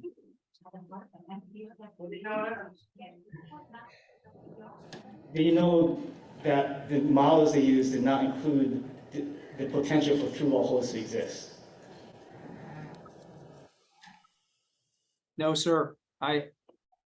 No. Okay, so did you also notice that the SGH assessment said that a 6 square inch void could lead to yielding due to just the pressure of the fill in these tanks, but that a 6-inch void is highly improbable to exist? What can you? I'm trying to gauge your familiarity with the integrity of these tanks. Sir? I'm trying to gauge your familiarity with the integrity of these tanks because your people are saying that these tanks are safe and we don't have to worry even if there's an earthquake. Did you know in 1948 that there was an earthquake and 1,100 barrels, that's 46,000 gallons of fuel, were released from a tank? I did not know that. That occurred in 1948 when these tanks were like 5 years old. A 6-inch void, according to the SGH contract, could lead to yielding. The SGH assessment says it's highly improbable, yet each tank has over 5 million square inches. So we're looking at, what, 5 times, like 70 million square inches. And it's highly improbable that somewhere in that 70 million square inches, there won't be a 6-inch void at some point. That's what the SGH contractor's assessment says with no supporting evidence. So I think what you're getting at is that we've got to get this fuel out of here as quickly as possible, yes? Will you tell your people to stop telling people that these tanks are safe? Do you believe these tanks are safe? I've never once said whether or not the tanks are safe or unsafe. What I've said is that we've got to remove the fuel from those storage tanks as quickly as possible because every day that they're there is a threat again to the people and to the environment. Is this an emergency? I'm sorry? Is this an emergency? Is the question, is this an emergency? Is that what you're asking me? Yeah, that's, yes. Okay. The state of Hawaii in their emergency order has determined, now let me finish, sir, has determined that the fuel above the aquifer is a threat to the people and the environment. The Department of Defense acknowledges the emergency order and we're complying with it. The Secretary of Defense on March 7th committed to defueling and closing the Red Hill facility. Do you believe this is an emergency? You as the person in charge of the Joint Task Force Red Hill. I am executing my mission, sir, to defuel Yes or expeditiously as no? possible. Yes or no? Let him answer. And let him finish his answer. There is an emergency declared by the state, and I have orders to defuel safely and expeditiously, and that's what I'm doing. Yeah, that's a no. So that's a no. Okay. That's a no. Are you an engineer? I am not. Do you have any technical or scientific background, engineering background whatsoever? I went to the United States Naval Academy. I have a bachelor's of science, so while in economics, but I have taken numerous engineering classes throughout my career, also in graduate school, but I am not an engineer at all. Wayne, we're running out of time. Could you summarize what it is that you would like them to know? What is it that you want them to understand? I think I understand what you're trying to get to, which is how much do they know? Because I think I understand your question. I think it's a fair question. Okay. What makes me qualified to be the Joint Task Force commander that's responsible to safely defuel 104 million gallons that threatens the entire island of Oahu? That's a fair question. And my answer to you, and I say this as humbly as I can be, is that the Secretary of Defense personally selected me for this mission. And I am absolutely humbled and honored by it because it's the right thing to do. I've also commanded at all levels in the United States Navy. I've built and led teams. I've dealt with complexity. I've dealt with risk. I've dealt with project management. And I'm not afraid to ask for help. And then lastly, on the human dimension, like I said, I was here a year ago.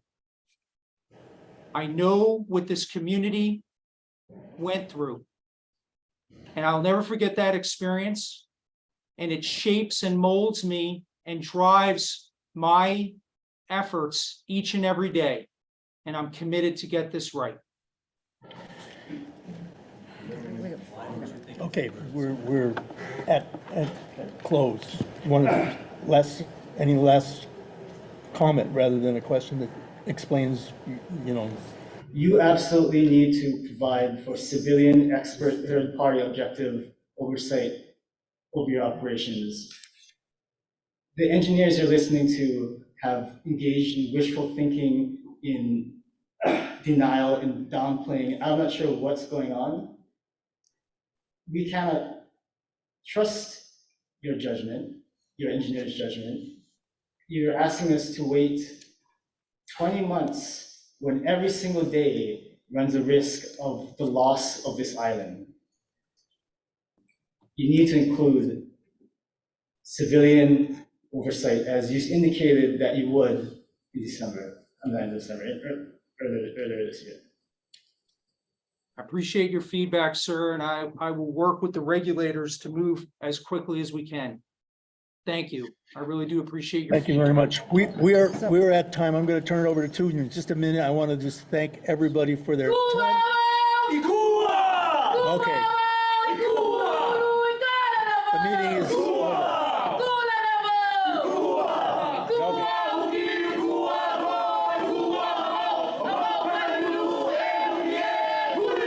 All right. Tu, Perry.